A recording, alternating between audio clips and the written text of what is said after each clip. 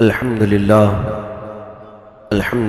الحنان المنان الذي خلق الإنسان وعلمه البيان، والصلاة والسلام على رسوله سيد الإنس والجان وعلى آله وأصحابه ذوي الخير والإحسان، أما بعد، فأعوذ بالله من الشيطان الرجيم. بسم الله الرحمن الرحيم. محمد رسول الله والذين معه أشداء على الكفار رحماء بينهم، إلى آخر هذه الآية. صدق الله مولانا العظيم وبلغنا رسوله النبي الأمين المتين المختار الكريم، ونحن على ذلك لمن الشاهدين والشاكرين، والحمد لله رب العالمين. بارگاہ رسالت میں آپ صلی اللہ علیہ وسلم میں درود پاک کا ہدیہ پیش کریں.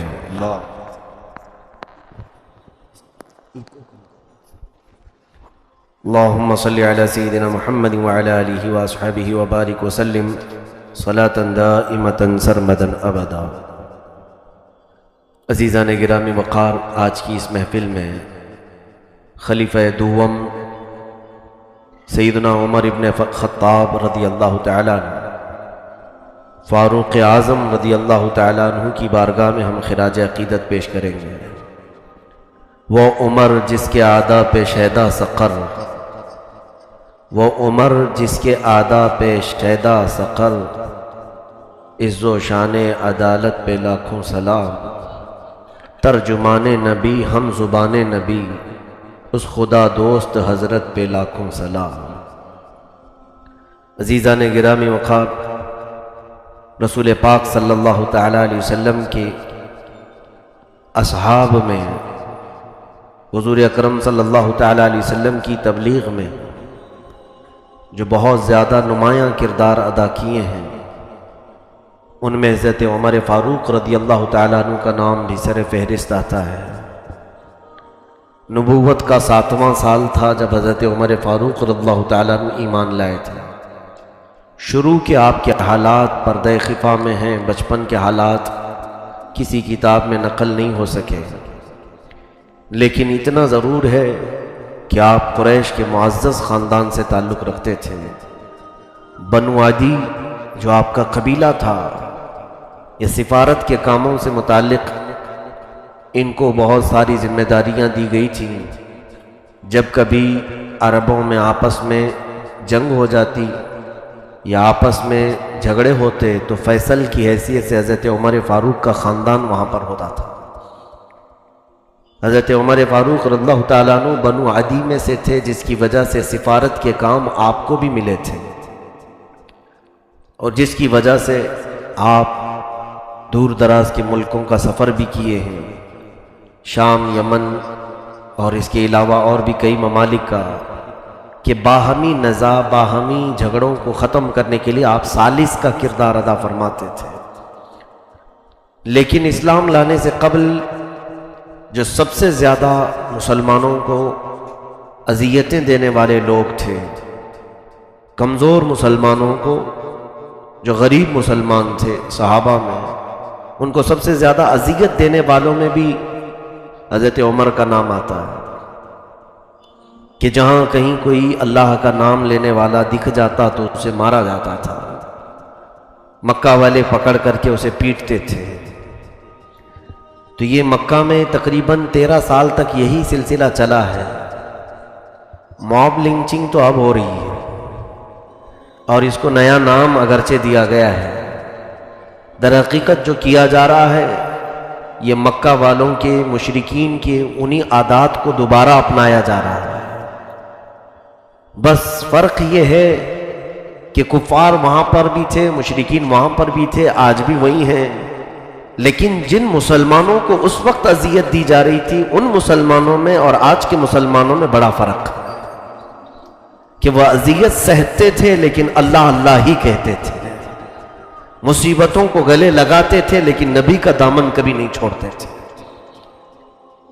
عزیزان گرامی، مجھے آج اس بات پر کہنے میں کوئی دقت نہیں محسوس ہوتی. موب لنچنگ کرنے والے لوگ اس وقت 4-5 لوگ ملتے تھے اور ایک مسلمان کو پکڑ کر مارتے تھے. حرم کعبہ میں بھی، کسی مکہ کی گلی میں بھی، لیکن تاریخ اس بات کی شاہد ہے کہ جن لوگوں نے کثرت سے مسلمانوں کو مارا وہ خود ہی اسلام میں داخل ہو گئے۔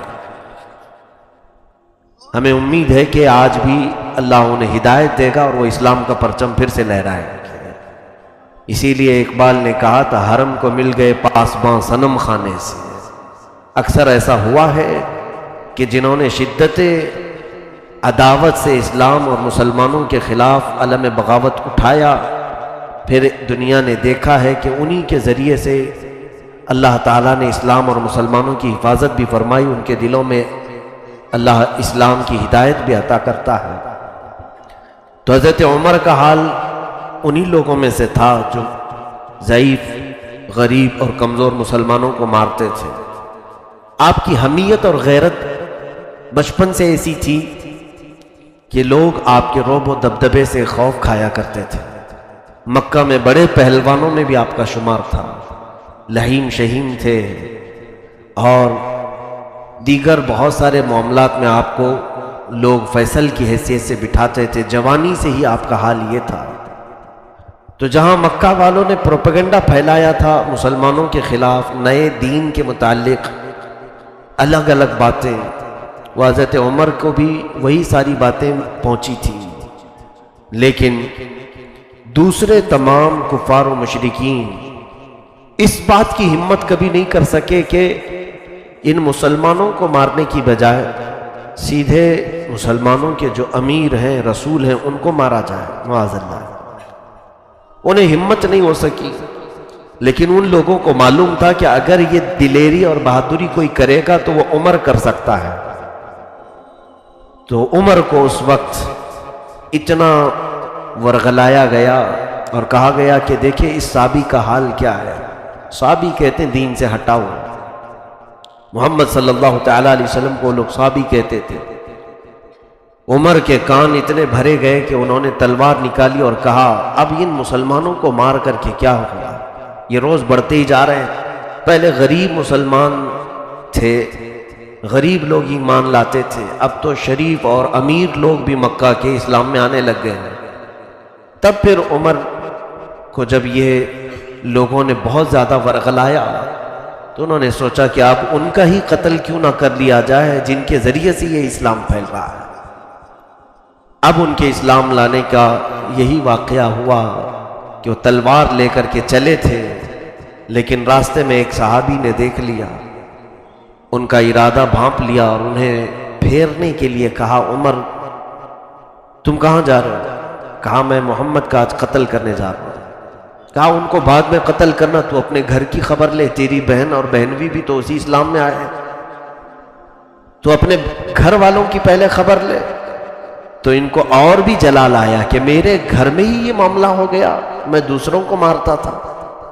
اپنی بہن کے گھر آئے، فاطمہ بنت خطاب، وہ ایمان لائی تھی، اور ان کے شوہر حضرت سعید، یہ دونوں ایمان لائے تھے۔ جس وقت حضرت عمر ان کے گھر پہنچے، دروازہ بند تھا لیکن اندر سے قرآن کی تلاوت کی آواز آ رہی تھی۔ ایک صحابی حضرت خباب بن الارت، وہ لوگوں کو تعلیم قرآن دیا کرتے تھے، جو نئے اسلام میں آتے ان کو قرآن پڑھانے کے لیے جاتے تھے۔ تو وہ صحابی اندر گھر میں بیٹھے شوہر اور بیوی کو قرآن پڑھا رہے تھے۔ حضرت عمر باہر سے قرآن سن رہے تھے، تو اب یقین ہو گیا۔ راستے میں جنہوں نے کہا تھا کہ میرے گھر میں بھی یہ لوگ اسلام لا چکے ہیں، تو سن کر کے اب یقین ہو گیا، دروازہ زور زور سے پیٹنے لگے۔ تو بہن اور بہنوی نے سمجھ لیا کہ عمر آئے ہیں اور پھر اب خیر نہیں ہے۔ خباب بن الارت کو اندر چھپا دیا، دروازہ کھولا تو حضرت عمر جاتے ہی کچھ پوچھا نہیں، دونوں کو بے تحاشا مارنا شروع کر دیا۔ اپنے بہنوی کو بھی بہت مارا، اپنی بہن کو بھی مارا، اتنا کہ ان کی ناک پھٹ گئی، خون جاری ہو گیا، تھک گئے۔ اور ان کے اندر اپنے رشتہ داروں کی صلہ رحمی بھی بہت زیادہ تھی، وہ بہت زیادہ اپنے گھر والوں کا خیال بھی کرتے تھے۔ اپنی بہن کا یہ حال دیکھ کر ان سے رہا نہ گیا، پھر خود کو رحم آ گیا، اٹھایا اور بٹھایا۔ تھکنے کے بعد پھر پوچھتے ہیں چلو مجھے اب یقین تو ہو گیا کہ تم اسلام لا چکے ہو، محمد کے دین میں آ چکے ہو، میرے آنے سے قبل جو تم لوگ پڑھ رہے تھے وہ کیا تھا؟ ان کی بہن کہتی ہیں وہ اللہ کا کلام ہے، قرآن عظیم ہے، اس میں اللہ رب العزت نے غیب کی خبریں دی ہیں۔ حضرت عمر نے کہا مجھے بھی پڑھ کر کے سناؤ، وہ مجھے بھی پڑھ کر کے سناؤ اور مجھے وہ قرآن دو۔ ان کی بہن نے کہا کہ تم ایمان لائے ہوئے نہیں اور تمہارے ہاتھ میں میں یہ کلام کا نسخہ نہیں دوں گی، البتہ پڑھ کر کے ضرور سناؤں گی۔ ان کو پڑھ کر کے سنایا گیا۔ سورہ طٰہٰ کی شروع کی آیتیں تھیں۔ بس اللہ رب العزت جب کسی کے دل کو بدلنا ہو تو قرآن کی ایک آیت سے بدل دیتا ہے۔ جب یہ آیتیں تلاوت ہونے لگیں، حضرت خباب بن الارت اندر سے آ گئے۔ ان کی آواز میں غضب کی شیرینی تھی۔ قرآن انہوں نے پڑھ کر کے سنایا۔ کافی دیر تک حضرت عمر کہتے تھے کہ اور سناؤ، اور سناؤ، اور سناؤ۔ واللہ ان فی ھذا الکلام لحلاوہ، قسم خدا کی اس کلام میں ایک عجیب سی شیرنی ہے، ایک عجیب سی مٹھاس ہے۔ اس کے بعد دیکھا ان کی بہن نے، فاطمہ بنت خطاب نے، کہ عمر نے جب آنکھیں کھولی تو ان کی آنکھوں میں بہت آنسو تھے اور ان کے رخسار پر آنسو نکل کر کے بہہ رہے تھے۔ یہ وہ کلام معجز ہے جو سخت دل کو بھی نرم کر دیتا ہے۔ یہ اللہ کا وہ کلام ہے جس کی تاثیر ہے۔ حضرت عمر نے کہا کہ میں جاتا ہوں محمد صلی اللہ علیہ وسلم سے براہ راست یہ کلام کے متعلق پوچھوں گا اور ان سے میں سوال کروں گا کہ یہ دین آخر ہے کیا۔ فاطمہ بنت خطاب ان کی بہن نے کہا عمر اللہ تیرا بھلا کرے، تو جا ایک بار ان سے مل تو لے۔ اب تک حضرت عمر کا سامنا نہیں ہوا تھا، صرف مسلمانوں کو پکڑ کر کے مارتے تھے۔ حضور صلی اللہ علیہ وسلم سے سن بھی لیتے کہ دین ہے کیا۔ ادھر حضرت عمر نکلے، ادھر رسول کریم صلی اللہ علیہ وسلم صحابہ کے ساتھ بیٹھے ہوئے تھے۔ اس وقت زیادہ صحابہ نہیں تھے، 39 صحابہ، 39 لوگ تھے۔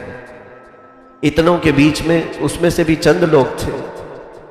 فرماتے ہیں رسول کریم صلی اللہ علیہ وسلم دعا کے لیے ہاتھ اٹھا رہے تھے، یوں فرما رہے تھے اللہم اعز الاسلام باحد العمرین، اے اللہ تو اسلام کو عزت دے دو عمر میں سے کسی ایک عمر کے ذریعے سے۔ ایک عمر بن ہشام اور ایک عمر بن خطاب۔ مکہ میں دو عمر بہت مشہور تھے۔ عمر بن ہشام لوگ نام سن کر کے شاید نہیں پہچانیں گے، لیکن اس کا جب لقب کہا جائے ابو جہل تو ہر کوئی پہچانتا ہے۔ ابو جہل کا اصل نام عمر بن ہشام تھا اور دوسرا عمر ابن خطاب۔ یہ دونوں عمر مشہور تھے مکہ میں۔ رسول کریم صلی اللہ تعالی علیہ وسلم دعا کے لیے ہاتھ اٹھائے ہوئے ہیں صحابہ کی مجلس میں کہ دو عمر میں سے کسی ایک عمر کے ذریعے سے اسلام کو تو عزت عطا فرما۔ صحابہ نے آمین کہا۔ تھوڑی دیر نہ گزری تھی کہ دروازے پر حضرت امیر حمزہ پہرا دے رہے تھے کہ کوئی آ کر کے حضور کو تکلیف نہ پہنچائے۔ حضرت امیر حمزہ کا بھی رعب و دبدبا تھا۔ حضرت عمر کو تلوار لے کر کے تیزی سے آتے ہوئے دیکھا تو صحابہ نے کہا کہ عمر آ رہے ہیں، اور یہ عمر کے جب آنے کے حالات دیکھے صحابہ نے کہا کہ یہ بے قابو ہو جاتا ہے، اس کو کون قابو میں کرے گا۔ امیر حمزہ نے کہا نہ گھبراؤ میرے ساتھیو، عمر اگر اچھے ارادے سے آ رہا ہے تو ٹھیک ہے، نہیں تو میں بھی عمر سے کم نہیں، میں اس کا مقابلہ کروں گا۔ اسی اثنا میں حضرت عمر دروازے پر آئے تو امیر حمزہ نے ان کا راستہ روک لیا، پوچھا کہ کیوں آنا ہوا، کس لیے آئے ہو؟ حضرت عمر نے کہا یہ تلوار محمد صلی اللہ علیہ وسلم کے حوالے کرنے آئے۔ تلوار لٹکا کر کے آئے تھے لیکن وہ تلوار حضور کے حوالے کرنے آئے تھے۔ حضرت امیر حمزہ نے راستہ کشادہ کیا، حضور پاک صلی اللہ تعالی علیہ وسلم کی بارگاہ میں آئے، ایسے بیٹھے کہ سب سے زیادہ قریب ہو کر کہ آپ کے گھٹنے حضور کے گھٹنوں کے قریب آ گئے۔ اللہ کے حبیب صلی اللہ تعالی علیہ وسلم سے انہوں نے دو تین باتیں پوچھی۔ حضور اکرم صلی اللہ علیہ وسلم جب قرآن پڑھنے لگے تو بے تحاشا عمر رونے لگے. کہا اتنے سال میں کس غفلت میں تھا، اتنے سال میں کون سی جہالت میں تھا. اور اندازہ کرو میرے عزیزو، آج 14 صدیوں کے بعد کوئی اچھی آواز والا قاری قرآن پڑھتا ہے تو ہماری آنکھیں بھیگ جاتی ہیں، جبکہ ہم عجم ہیں، ہم عجمی لوگ ہیں، عربی سمجھتے نہیں ہیں. عربی جسے نہیں سمجھ میں آتی ہے اس کا دل ہل جاتا ہے. جو اہل عرب ہوں گے، جن کی مادری زبان عربی ہو، جن کی زبان میں قرآن اترا ہو، ان کے سامنے قرآن تلاوت ہو رہا ہو اور وہ بھی صاحب قرآن نے تلاوت کیا ہو، محمد رسول اللہ صلی اللہ علیہ وسلم نے، تو ان کے دل تو ہلنا ضروری ہے. حضرت عمر نے اسی وقت اپنی گردن حضور کے حوالے کر دی. کہا اشہد ان لا الہ الا اللہ واشہد ان محمد رسول اللہ صلی اللہ علیہ وسلم. صحابہ نے اس وقت ایک بہت بلند نعرہ لگایا. پورے مکہ والوں نے اس وقت اس نعرے کی گونج سنی. حضرت عمر کے اسلام لانے کی خوشی میں، اور صحابہ نے مبارکبادی دی. اے عمر مبارک ہو تجھے، رسول اللہ کی دعا تمہارے حق میں قبول ہو گئی. حضور نے 2 عمر میں سے کسی ایک عمر کے ذریعے سے اللہ کی بارگاہ میں یہ التجا کی تھی کہ اسلام کو عزت بخشے. وہ رسول پاک کی دعا تیرے حق میں قبول ہو گئی. حضرت عمر فاروق رضی اللہ تعالیٰ عنہ ایمان لائے. جب زمانے جاہلیت میں تھے تب بھی ان کا رعب و دبدبہ ویسی تھا، کسی سے خوف نہیں کھائے، کسی سے ڈرے نہیں. وہ علل اعلان مجلسوں میں شریک ہوتے تھے. ایمان لانے کے بعد بھی آپ کی وہی کیفیت تھی، وہی حالت تھی. رسول کریم صلی اللہ علیہ وسلم سے آپ نے یہی سوال کیا کہ ہم ایمان لائے ہیں، اسلام لائے ہیں، اب کفر و شرک کا مقابلہ بھی کریں گے.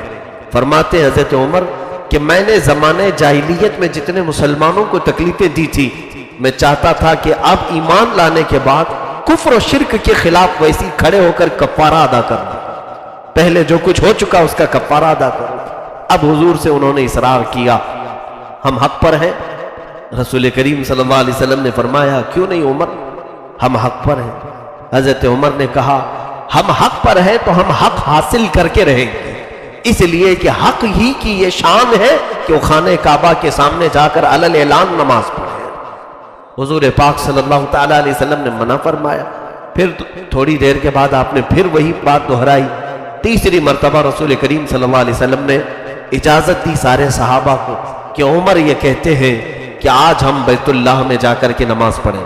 اس وقت تک نماز گھروں میں ہوتی تھی، چھپ چھپ کر کے مسلمان پڑھتے تھے.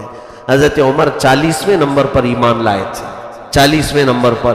اور جب آپ کی اصرار پر رسول کریم صلی اللہ علیہ وسلم نے صحابہ کو حکم فرمایا کہ چلو، تو 2 صفیں لگیں.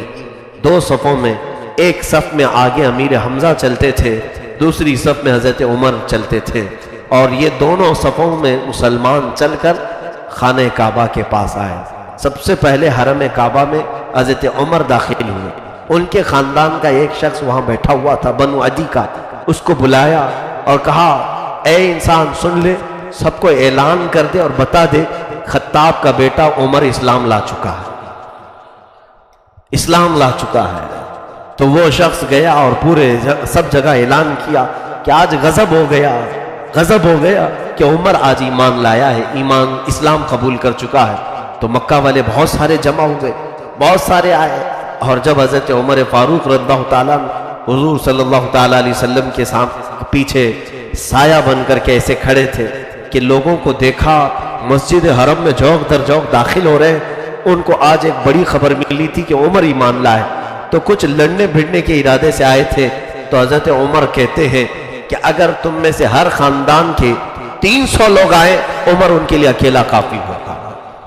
اور علل اعلان رسول کریم صلی اللہ علیہ وسلم کے ساتھ نماز ادا کیے. کسی کو بھی ہمت نہ ہو سکی کسی ایک مسلمان کو بھی ہاتھ لگا سکے. خدایا پھر سے ہمیں عمر کی آج ضرورت ہے.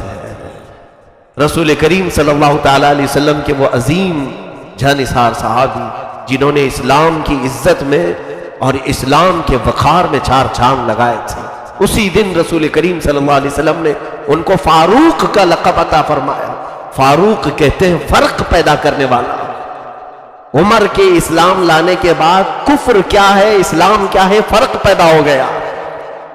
انہوں نے فاروق کا لقب حاصل کیا میرے آقا کی زبان پاک سے کہ یہ ان کی وجہ سے اسلام اور کفر میں فرق پیدا ہوا کہ پھر لوگ اسلام کو اچھی طرح سے جاننے پہچاننے لگے. پھر زیادہ عرصہ نہیں، حضرت عمر فاروق رضی اللہ تعالیٰ عنہ اپنی طاقت کے مطابق ہر ممکن کوشش کرتے تھے کہ کوئی اذیت مسلمانوں کو دے نہ سکے. اتنے دن تقریباً حضرت عمر کے ایمان لانے کے بھی 5-6 سال تک مکہ مکرمہ میں حضور صلی اللہ تعالیٰ علیہ وسلم رہے، لیکن آپ کی موجودگی میں کفار کبھی حملہ نہیں کرتے تھے، آپ کی موجودگی میں مسلمانوں کو اذیت نہیں دیتے تھے. پھر اندازہ کیجئے سیدنا عمر فاروق رضی اللہ تعالیٰ عنہ کی ہجرت بھی اسی شان سے ہوئی ہے، اسی شان کی ہجرت تھی. اللہ کے حبیب صلی اللہ تعالیٰ علیہ وسلم کو جب ہجرت کا حکم ہوا وہ رات کے وقت ہوا تھا، اور حضور پاک صلی اللہ علیہ وسلم اس رات کو ہجرت فرمائے جب کافر آپ کے گھر کا محاصرہ کر کے کھڑے تھے آپ کا قتل کرنے کے لیے. ہر خاندان کا ایک آدمی باہر کھڑا تھا. اللہ کے حبیب صلی اللہ تعالیٰ علیہ وسلم اپنے گھر سے نکلے اور یاسین پاک کی تلاوت کرتے ہوئے کچھ کنکریاں ان کے چہروں پر ماری، سب اندھے ہو گئے، کسی کو حضور نظر نہ آئے. یہ ہجرت تو رسول کریم صلی اللہ تعالیٰ علیہ وسلم کی تھی.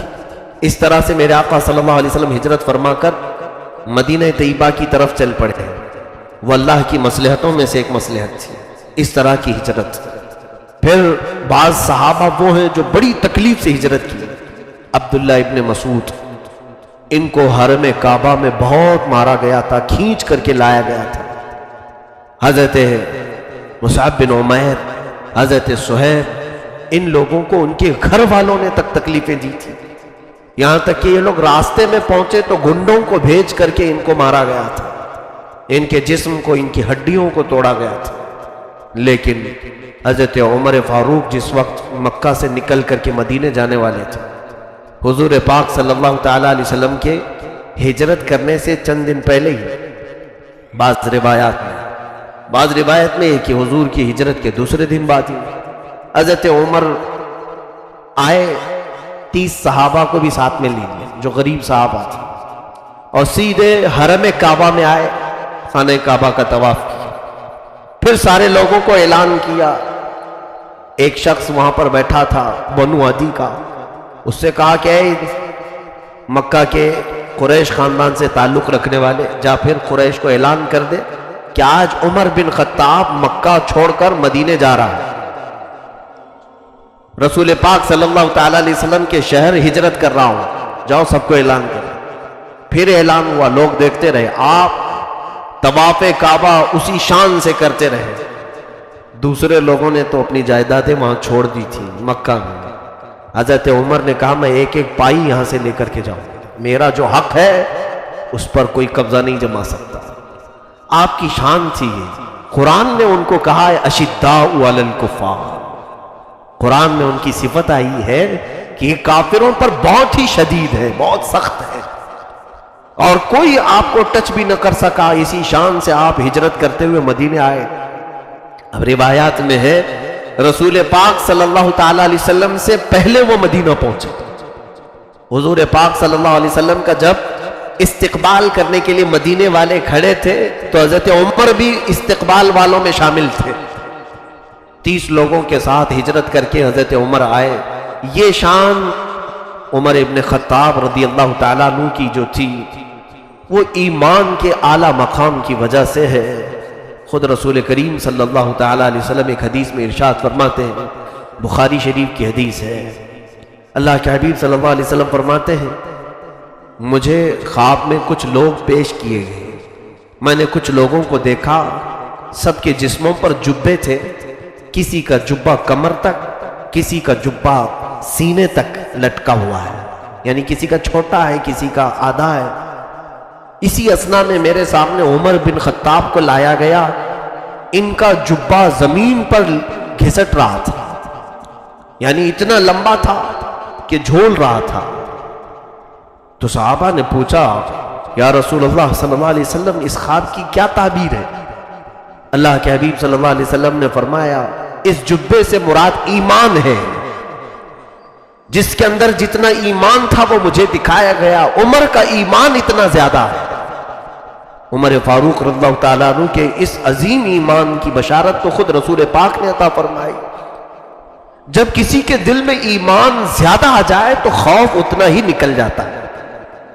یہ جو خوف کا ماحول ہمارے دلوں میں آتا ہے، ایمان کا نقص ہے، ایمان کی کمی ہے جو خوف لاتی ہے. اسی لیے اللہ تعالیٰ نے قرآن میں جو فرمایا، الا ان اولیاء اللہ لا خوف علیہم، بے شک اللہ کے ولیوں کو کوئی خوف نہیں ہوتا. خوف دنیا کا، طاقت کا، دنیا کے رعب و دبدبے کا، یہاں کی باقی چیزوں کا خوف نکل جاتا ہے. اس لیے کہ عبداللہ ابن مسعود رضی اللہ تعالیٰ عنہ سے مروی ہے، فرماتے ہیں دو خوف کسی کے دل میں جمع نہیں ہو سکتے، ایک دنیا کا خوف اور ایک اللہ کا خوف. اگر اللہ کا خوف بس گیا ہے تو دنیا کا خوف نکلے گا، اور اگر صرف دنیا کا خوف آیا ہے تو اللہ کا خوف اس سے نکل جائے گا. اللہ کے خوف سے وہ عاری ہے. اسی لیے دنیا میں مست رہنے والا کبھی اللہ سے ڈرتا نہیں اور ہر کام کر جاتا ہے، ہر برائی کر جاتا ہے. اور اللہ سے ڈرنے والا کبھی برائی نہیں کرتا، دنیا میں ہاتھ تک نہیں لگاتا. دو خوف ایک دل میں نہیں آتے. حضرت عمر فاروق رضی اللہ تعالیٰ عنہ کے دل میں خوف خدا بس گیا تھا، اور ایسا رچ بس گیا تھا کہ پھر ان کو کسی بھی رعب و دبدبے سے خوف نہیں آتا تھا. حضرت عمر فاروق رضی اللہ تعالیٰ عنہ کے بہت سارے اولیات ہیں، بہت ساری فضیلتیں. اللہ رب العزت نے ایمان لانے کے بعد جو ان کی قلب کو ہدایت عطا فرمائی، میرے عزیزو ایسا بہت کم ہوتا ہے کہ خالص اللہ اور اس کے رسول کے لیے لوگ دوستی کرتے ہوں اور اللہ اور اس کے رسول کے لیے لوگ دشمنی کرتے ہوں. یہ حضرت عمر کا خاصہ تھا. آپ نے جس سے بھی دوستی کی ایمان لانے کے بعد وہ صرف رسول اللہ کی نسبت سے دوستی کی، اور جس سے دشمنی کی وہ رسول سے دشمنی کی وجہ سے کی، اللہ کے دشمنوں سے دشمنی کی. یہاں الٹ گئی ہے بات. اب ان کی صفت میں کیا قرآن کہہ رہا ہے؟ اشداء علی الکفار رحماء بینہم. وہ کافروں پر بہت سخت تھے اور آپس میں نرم دل تھے، بہت رحم دل تھے. لیکن ہم نے بدل دیا ہے، آپس میں سخت ہو چکے ہیں اور کافروں کے لیے نرم دل ہو رہے ہیں. ان کی جی حضوری کے لیے کھڑے رہتے ہیں، ان کی خوش آمدی کے لیے ہم اپنے آپ کو بدلنے کو بھی تیار ہیں. کئی علاقوں میں اب یہ سننے کو مل رہا ہے کہ لوگ اپنا نام بدل کر کے انہیں راضی رکھنے کی کوشش کر رہے ہیں. تم پوری دنیا میں جی جان لگا دو ان کو راضی کرنے کے لیے، قرآن کہتا ہے تم ہرگز انہیں راضی نہیں کر سکو گے، وہ تم سے کبھی نہیں راضی ہوں گے. ایسے کئی لوگ اب راستے پر آ رہے ہیں جن کے چہروں پر داڑھیاں ہیں، سروں پر بڑی بڑی ٹوپیاں. حد تو یہ ہے کہ کچھ خانقاہوں کے سجادے بھی باہر نکل آئے ہیں کفار و مشرکین کی حمایت کرنے کے لیے. ان کی حمایت میں ان کو ایسا لگتا ہے کہ ہم گفتگو کریں گے تو ہماری جان بچ جائے گی.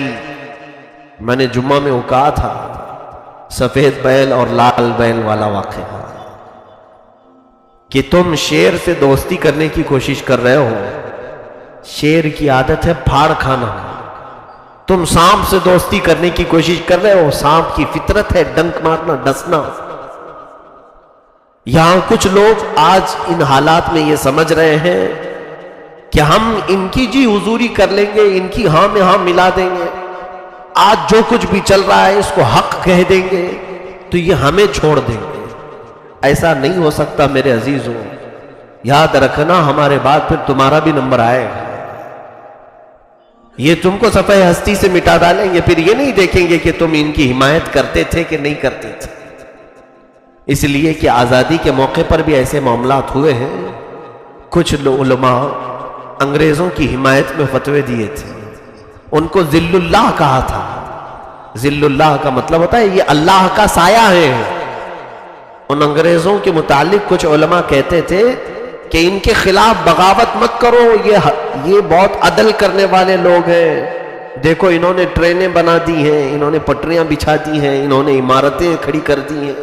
ان کی فضیلت میں کچھ تقریریں ہوتی تھی اس وقت، لیکن ہوا کیا؟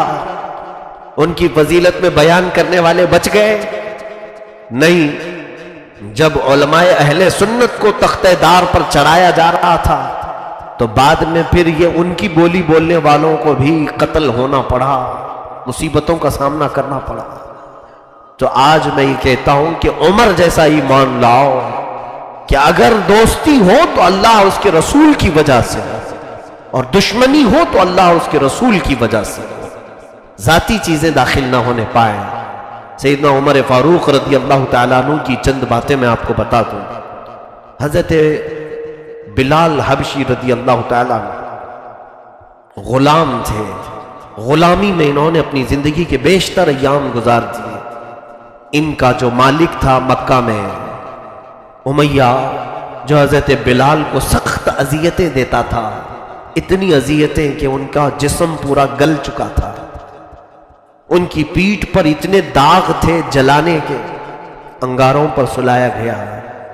اوباش بدماش لڑکوں کے ہاتھ میں رسی باندھ کر کے حضرت بلال کو دے دیتا تھا، اور وہ نوجوان بدماش قسم کے لوگ آوارہ بلال حبشی کو پیر میں رسی باندھ کر مکہ کی گلیوں میں کھینچتے تھے، لے کر کے جاتے تھے، گرم ریت پر سلایا جاتا تھا۔ یہ سب اذیتیں بلال حبشی نے برداشت کی۔ غلامی سے آپ کو جس وقت آزادی ملی، وہ بھی سیدنا ابو بکر صدیق رضی اللہ تعالیٰ عنہ نے آزاد کروایا۔ حضرت ابو بکر صدیق کی کل آپ نے سیرت سماعت کی، اس میں ایک شوشہ یہ بھی تھا کہ آپ کثرت سے حضور صلی اللہ علیہ وسلم کے غلاموں کو کافروں کی غلامی سے آزاد کرواتے تھے، کافروں کی غلامی سے آزاد کر کے حضور کی غلامی میں ڈال دیتے تھے۔ یہ حضرت بلال حبشی ہیں، غلام ہیں۔ میرے عزیزوں دیکھیں آپ، حضرت عمر فاروق رضی اللہ تعالیٰ عنہ جب خلیفہ بنے، اور آپ کی خلافت کا دور ابھی میں ذکر کروں گا، کیا روب و دبدبہ، کبھی کم نہیں ہوا آپ کا روب و دبدبہ۔ زمانے جاہلیت میں بھی، اسلام لانے کے بعد بھی، آپ کے خلیفہ بننے کے بعد بھی، لوگ آپ کے چلتے پھرتے بھی خوف کھایا کرتے تھے۔ حضرت عمر تو ہمیشہ کندھے پر درہ لے کے چلتے تھے، کوڑا لے کے چلتے تھے۔ شریعت کے خلاف کوئی بات دیکھتے ہیں تو بازار میں ہی کوڑے لگانا شروع کر دیتے تھے۔ حضرت عمر کا جلال بھی تھا۔ خود رسول کریم صلی اللہ علیہ وسلم نے فرمایا، میرا عمر جس راستے سے گزرتا ہے اس راستے پر شیطان نہیں آتا۔ جہاں تک حضرت عمر کی خوشبو جاتی تھی، چھاؤں نہیں ہوتی ہو، وہاں تک شیطان نہیں آتا تھا، دوسروں کی بات تو چھوڑیں گے۔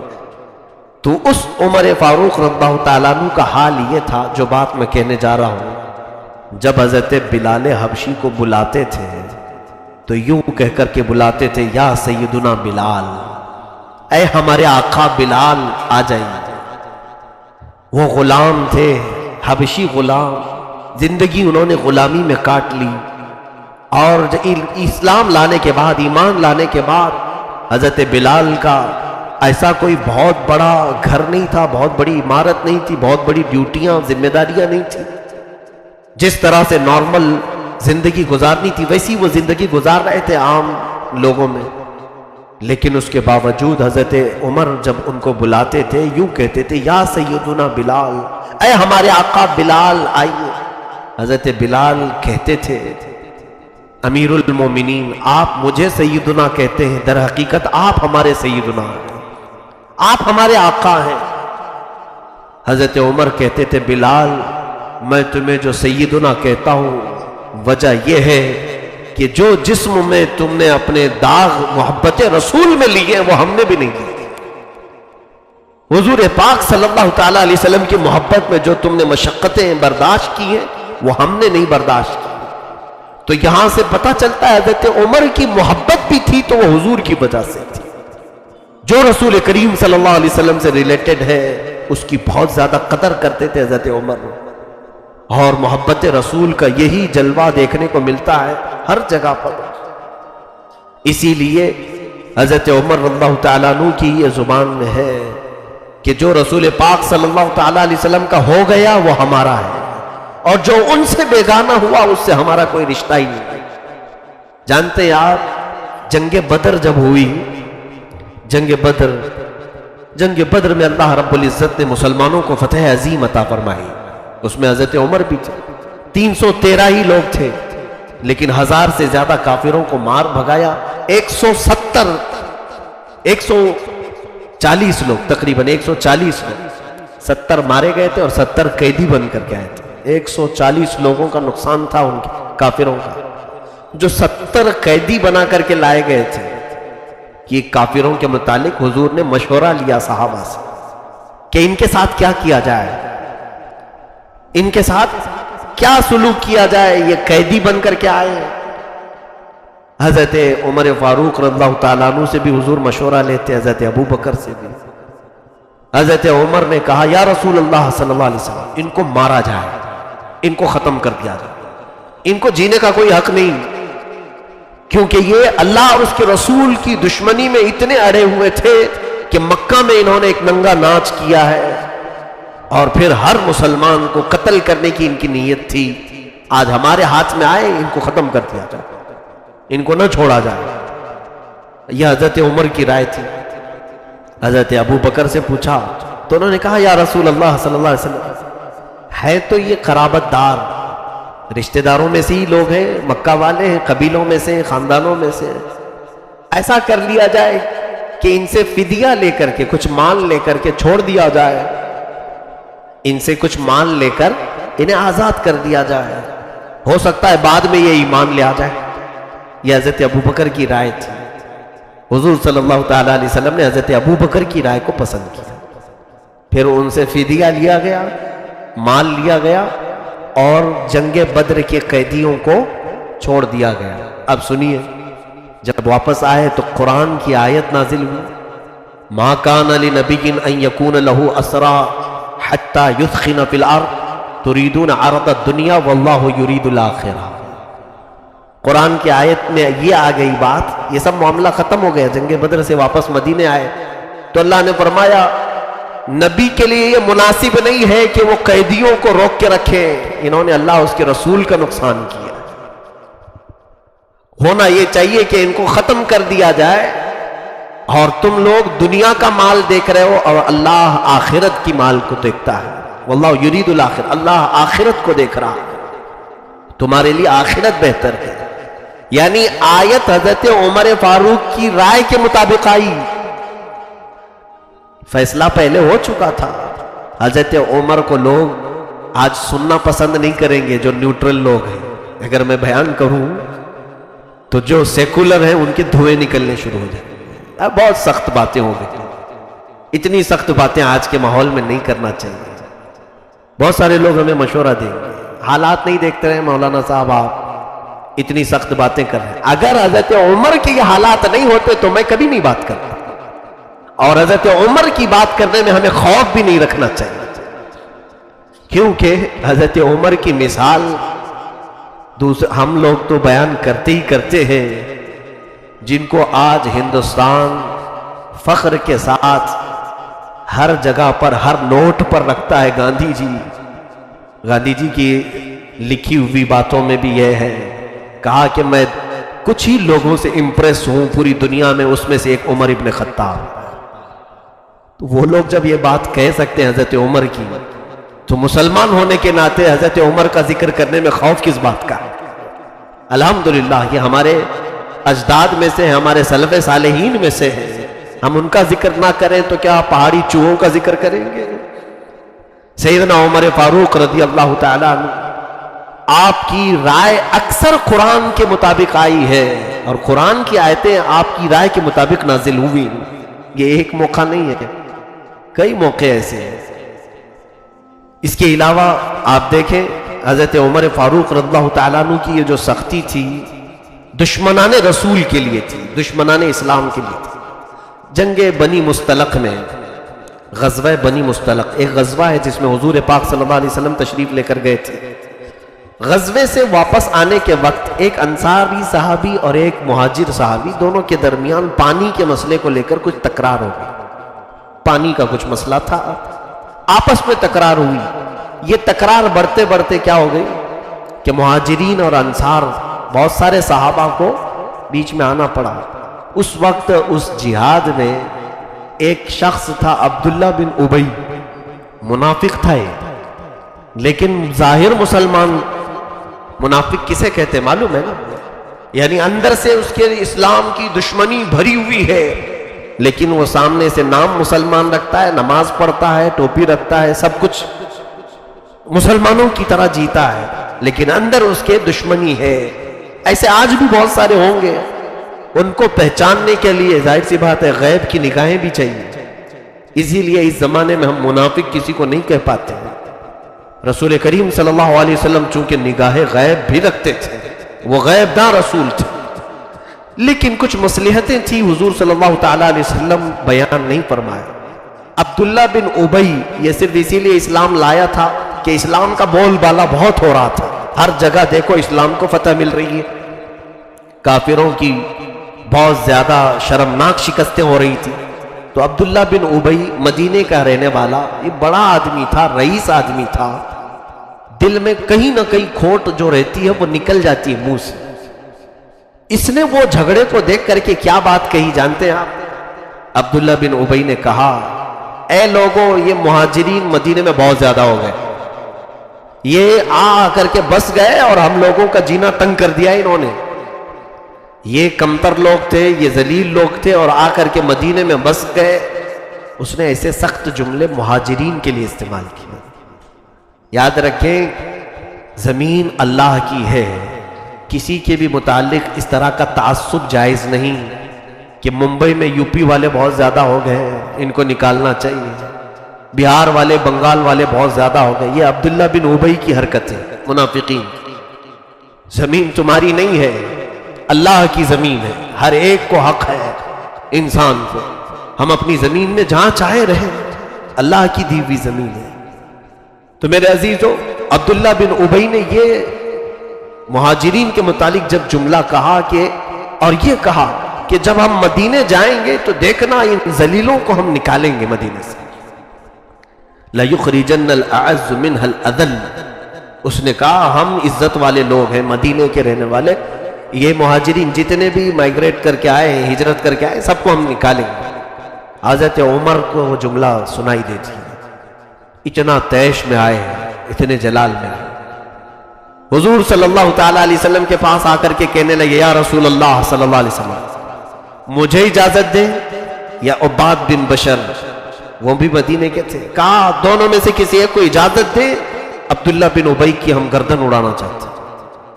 اس نے مہاجرین کے بارے میں ایسے سخت جملے کہے، جب تک کسی کو بھی یہ نہیں خبر ہے کہ عبداللہ بن ابی منافق ہے، نہیں، کوئی نہیں کہتا تھا، وہ مسلمان تھا، دیکھنے میں مسلمان ہی تھا۔ حضور صلی اللہ علیہ وسلم نے بھی منع کر دیا، عمر پھر لوگ کیا کہیں گے کہ محمد اپنے ہی ساتھیوں کا قتل کروا رہے ہیں، وہ میرے ساتھ جہاد میں آیا، میرے ساتھ جنگ کیا، اس کا ہم قتل کیسے کریں؟ حضرت عمر نے کہا کہ نہیں یا رسول اللہ، اس کا قتل ہونا چاہیے، اس کے دل میں اسلام نہیں ہے۔ حضرت عمر یہ بار بار کہتے ہیں، اور اس کے بعد حضرت عمر جب بھی بات کرتے تو قرآن کی دلیل سے بات کرتے تھے۔ حضرت عمر نے ایک آیت پڑھی، یا رسول اللہ صلی اللہ علیہ وسلم، کیا اللہ یہ نہیں فرما رہا ہے استغفر لهم او لا تستغفر لهم ان تستغفر لهم 70 مرہ فلن یغفر اللہ لهم؟ اے نبی، آپ ان کے لیے بخشش کی دعا کریں یا نہ کریں، یا 70 بار آپ ان کے لیے بخشش کی دعا کریں، اللہ ان کو ہرگز معاف نہیں کرے گا۔ یہ اللہ نے جب فرمایا ہے، حضور نے حضرت عمر سے کہا، اے عمر، اگر مجھے یہ معلوم ہو جائے کہ 70 سے زیادہ بار بخشش مانگنے سے اللہ بخش دے گا تو پھر میں اس کے لیے 70 سے زیادہ بار دعا کروں۔ حضور نے فرمایا، حضرت عمر چپ ہو گئے، خاموش ہو گئے۔ اس کے بعد عبداللہ بن ابی مر گیا، ختم ہو گیا۔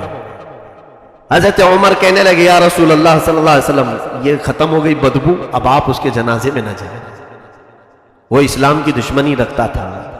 حضور صلی اللہ علیہ وسلم نے فرمایا، نہیں، میں اس کے جنازے میں بھی شریک ہوں گا، آپ اس کی نماز جنازہ پڑھائیے۔ حضرت عمر کے دل میں نہیں تھا، جنازہ ہو گیا، اس کے بعد قرآن کی آیت آئی، وَلَا تُصَلِّ عَلَىٰ أَحَدٍ مِّنْهُمْ مَاتَ أَبَدًا وَلَا تَقُمْ عَلَىٰ قَبْرِهِ۔ اے رسول، ان میں سے جب کوئی مر جائے تو آپ اس کی جنازہ نہ پڑھے اور کبھی ان کی قبروں کے پاس بھی نہ کھڑے۔ حضور صلی اللہ تعالیٰ علیہ وسلم نے فرمایا، عمر جو تم کہتے تھے وہی اللہ فرما۔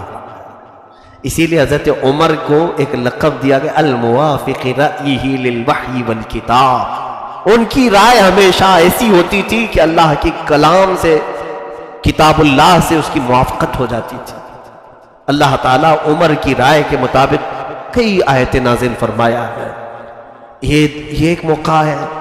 اس کے علاوہ اور بھی کئی معاملات ہیں جہاں حضرت عمر فاروق رضی اللہ تعالیٰ عنہ نے کہا، جیسے ازواج مطہرات، حضور صلی اللہ تعالیٰ علیہ وسلم کی بیویاں. صحابہ حضور کے گھروں میں جایا آیا کرتے تھے، کوئی بھی چیز. حضرت عمر کی غیرت الگ تھی، آپ کا مزاج الگ تھا. کہا حضور کی بیویاں عام بیویوں کی طرح نہیں ہیں. حضور کی ازواج مطہرات عام عورتوں کی طرح نہیں ہیں، ہماری سب کی عورتوں کی طرح کچھ تو خصوصیات ہونا چاہیے. تو حضرت عمر نے کہا میرا دل یہ چاہتا ہے کہ اے صحابہ، حضور کی ازواج مطہرات کے ساتھ اس طرح بلا روک ٹوک گھروں میں آیا جایا نہ کرو.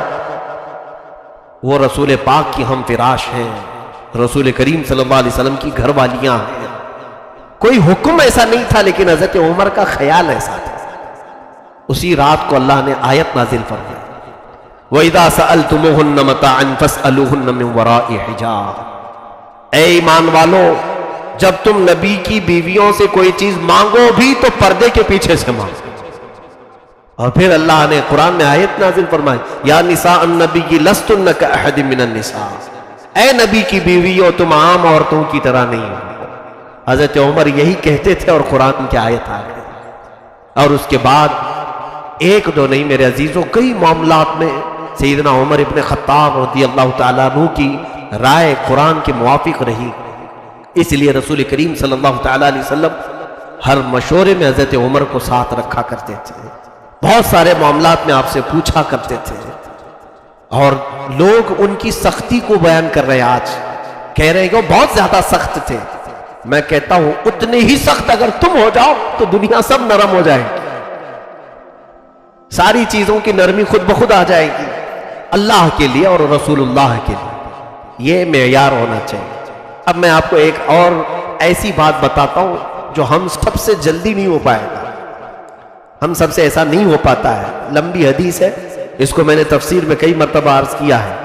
آج حضرت عمر فاروق کی مجلس ہے اس لیے عرض کر رہا ہوں. جنگ بدر میں کئی کافر مارے گئے تھے. اس میں صفوان بن امیہ، صفوان نام کا ایک شخص مکہ کا، اس کا باپ قتل ہوا تھا.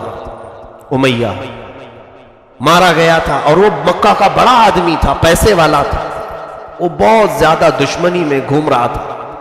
مسلمان کمزور تھے، چھوٹے تھے، مکہ سے چلے گئے. اب دیکھو انہوں نے تو ہمارے باپ داداؤں کو بھی مار دیا. اسی اسنا میں مکہ میں ایک اور شخص تھا، عمیر بن وہب، جس کو شیطان قریش کہتے تھے لوگ، قریش کا شیطان. جنگ بدر کی آگ بھڑکانے میں عمیر بن وہب کا بہت زیادہ ہاتھ تھا. عمیر بن وہب، اس کا بیٹا قیدی ہو چکا تھا حضور کے پاس. بیٹا یہاں پکڑا گیا ہے اور حضور چھوڑ نہیں رہے تھے کیونکہ فدیہ دیا نہیں تھا. تو یہاں مدینے میں وہ قیدی بنا کر کے رکھا گیا تھا. عمیر بن وہب کو اپنے بیٹے کی فکر تھی اور صفوان کو اپنے باپ کی فکر تھی. بات سمجھ میں آ رہی نا؟ اب جب دونوں دشمنوں کا ایک ہی کاز ہو، ایک ہی مقصد ہو تو جلدی دوستی بھی ہو جاتی ہے. صفوان نے دیکھا کہ عمیر اپنے بیٹے کی تلاش میں ہے کہ کسی بھی طرح سے مدینے سے یہ چھوٹ کر کے آ جائے اور مجھے میرے باپ کا بدلہ لینا ہے. عمیر پیسوں سے کم آدمی تھا تو اس نے سوچا کہ کیوں نہ اسی کو میں تیار کر کے محمد کے قتل کے لیے بھیج دوں. تو صفوان آیا عمیر کو کہا کہ عمیر تیرے اوپر کتنے لوگوں کا قرضہ ہے؟ کہا فلاں کا فلاں کا فلاں کا قرضہ ہے. کہا خرچہ کیسے چل رہا ہے؟ کہا بڑی تنگ دستی ہے، بیٹا بھی محمد نے قید کر کے رکھا ہے. تو صفوان نے گلے میں ہاتھ ڈالا اور لے جا کر کے حتیم کعبہ کے اندر، کعبہ کی جو سائیڈ کی جو دیوار ہے اس کو حتیم کہتے ہیں، اندر بیٹھ کر کے پرسنل میٹنگ کی. صفوان نے یہ کہا دیکھ تیرے سارے قرضے میں ادا کر دوں گا، مکہ میں جس کے تو نے قرض لیے سب دے دوں گا، ایک شرط ہے. کہا کیا؟ میں ایک تلوار دیتا ہوں، یہ تلوار کو زہر میں بجھا کر تو محمد کا قتل کر کے آ جا، تیرے سارے قرضے میں چکا دوں اور پھر تجھے جتنا پیسہ چاہیے وہ بھی دے دوں۔ کیوں؟ اس لیے کہ میرے باپ کو محمد کے ساتھیوں نے بدر میں قتل کیا۔ عمیر نے کہا بالکل بہت اچھا کام ہے، میں میرے بیٹے کا بھی بدلہ لینا چاہتا ہوں، تو تیرے باپ کا دونوں ایک ہی ہو گئے، ایک حمام میں دو ننگے ہو ہی جاتے۔ تو عمیر نے کہا بالکل مجھے یہ پسند ہے۔ اس کے بعد عمیر بن وہب تلوار لیا، زہر میں بجھایا اور لے کر کے نکل آئے۔ کہاں پر؟ مدینے آئے، تلوار لٹکا کر کے۔ اب میں حدیث کے الفاظ بھی آپ کو اگر بتا دوں تو لوگ یہ کہنا چھوڑ دیں گے کہ بہت سخت بولتے ہیں، بہت سخت جملے۔ اب پھر اندازہ کرو کہ میں سخت بولتا ہوں یا رسول پاک کے صحابہ کتنا سخت بولتے تھے۔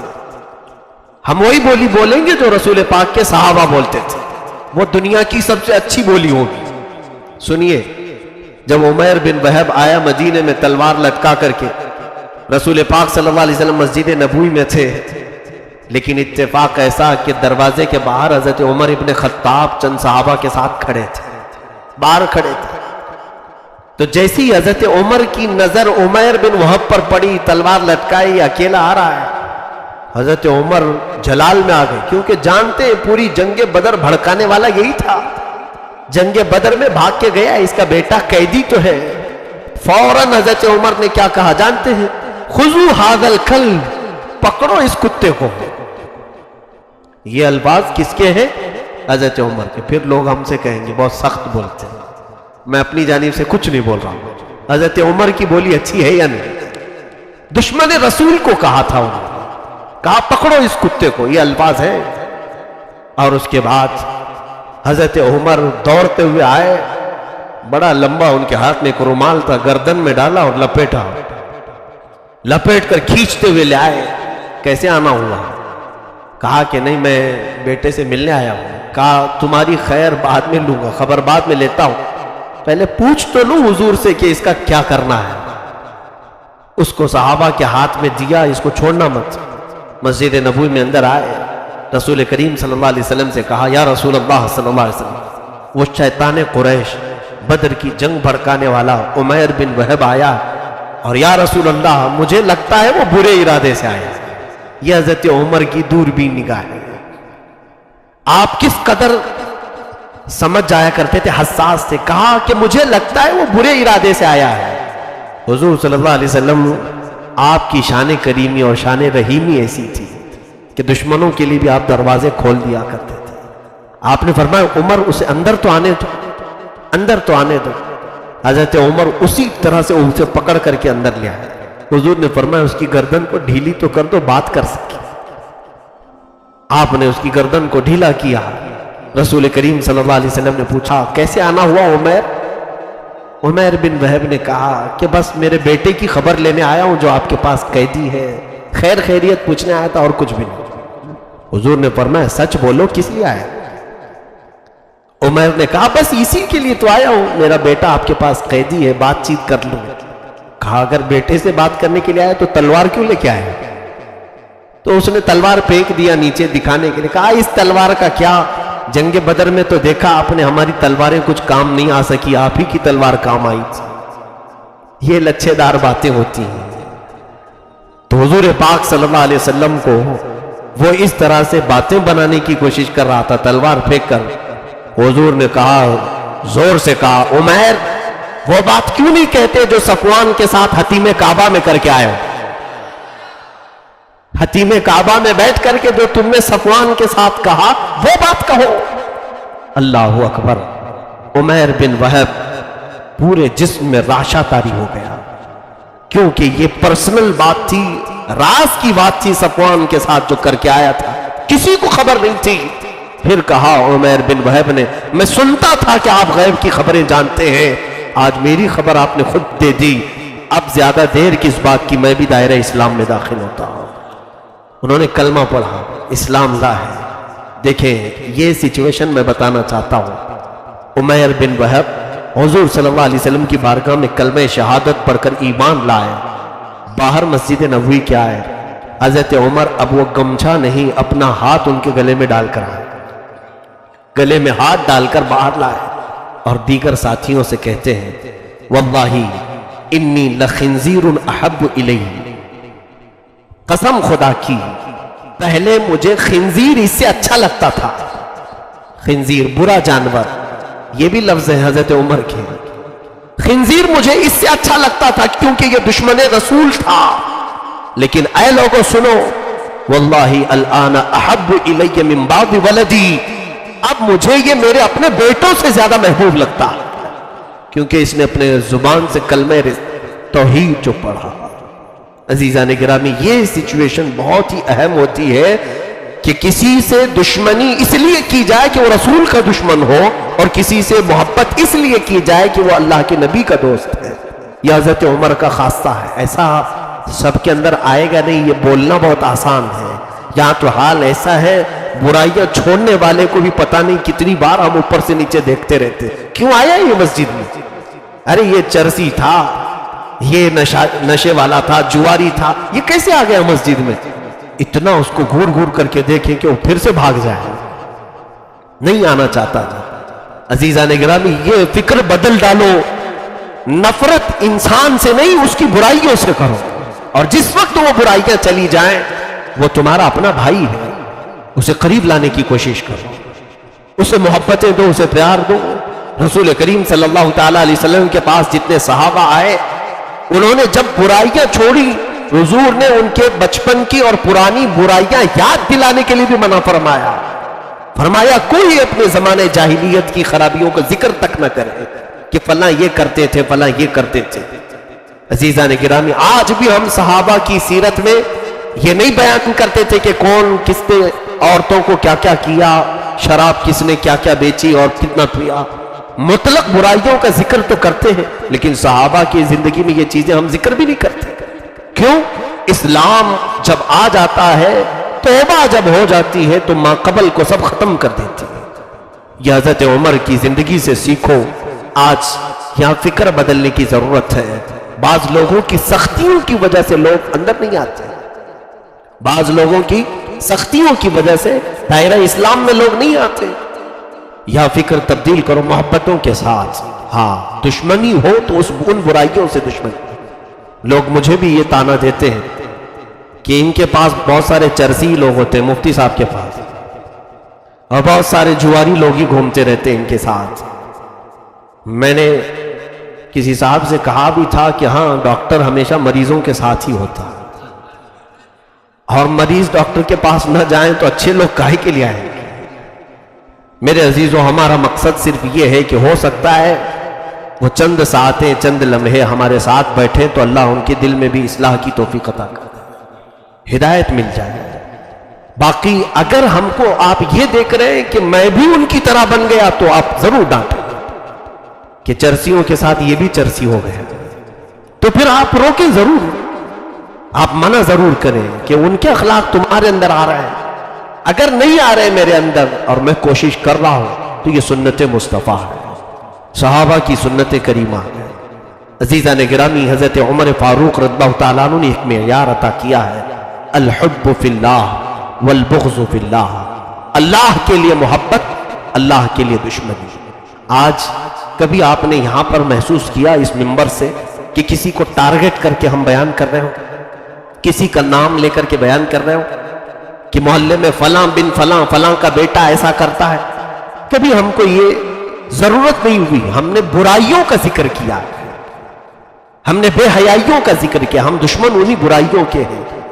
بلکہ بعض صحابہ فرماتے ہیں جو برائیوں میں مبتلا ہو گئے ان سے اور زیادہ تم ہمدردی کا احساس کرو کہ وہ دوزخ میں جانے والے لوگ. کیا تم اپنے بھائی کو دوزخ میں گرتا ہوا دیکھنا پسند کرو گے؟ اگر تمہارے دل میں محبت ہے تو اس کے ساتھ ہمدردی کا اظہار کرو، اسے نکالنے میں ہر ممکن کوشش کرو، ہر ممکن کوشش کرو. یہی صوفیاء اکرام کا مذہب تھا، یہی اولیاء کاملین کا مذہب تھا. ارے میاں رسول کریم صلی اللہ علیہ وسلم کے پاس ایسے بھی لوگ آئے کہ حضور سے آ کر کے شرط رکھی، میں ایمان تو لاؤں گا لیکن 5 وقت کی نمازیں نہیں پڑھوں گا، پوری نہیں پڑھوں گا، 3 خالی پڑھوں گا. حضور نے وہ بھی منظور کر لیا، ٹھیک ہے آ تو جاؤ، 3 ہی پڑھ لینا، آ تو جاؤ. یہ بھی ہے، لیکن وہ آئے حضور پاک صلی اللہ علیہ وسلم کے پاس. یہ اختیار ہمیں نہیں ہے. آپ یہ مت سمجھنا کوئی ایک نماز پڑھنے کے لیے آ رہا ہے تو آپ بھی اس کو 4 معاف کر دیں گے. وہ حضور شارع اسلام تھے، بانی اسلام ہے، اختیارات مصطفیٰ تھے. حضور نے انہیں اجازت تو دی کہ آ تو جاؤ، تم 3 ہی ضرور پڑھنا، لیکن تاریخ میں موجود ہے وہ اسلام لائے اس شرط پر کہ 3 پڑھوں گا، لیکن 3 پڑھا کبھی نہیں، 5 ہی پڑھتے رہے. کیوں؟ اس لیے کہ جس وقت محبت رسول آ جاتی ہے دل میں، پھر ایک محبت کرنے والے کو ایک ایسے گوارا ہو کہ محبوب 5 پڑھ رہا ہو اور محب 3 کیسے پڑھے. ادائیں خود بخود منتقل ہو جاتی ہیں.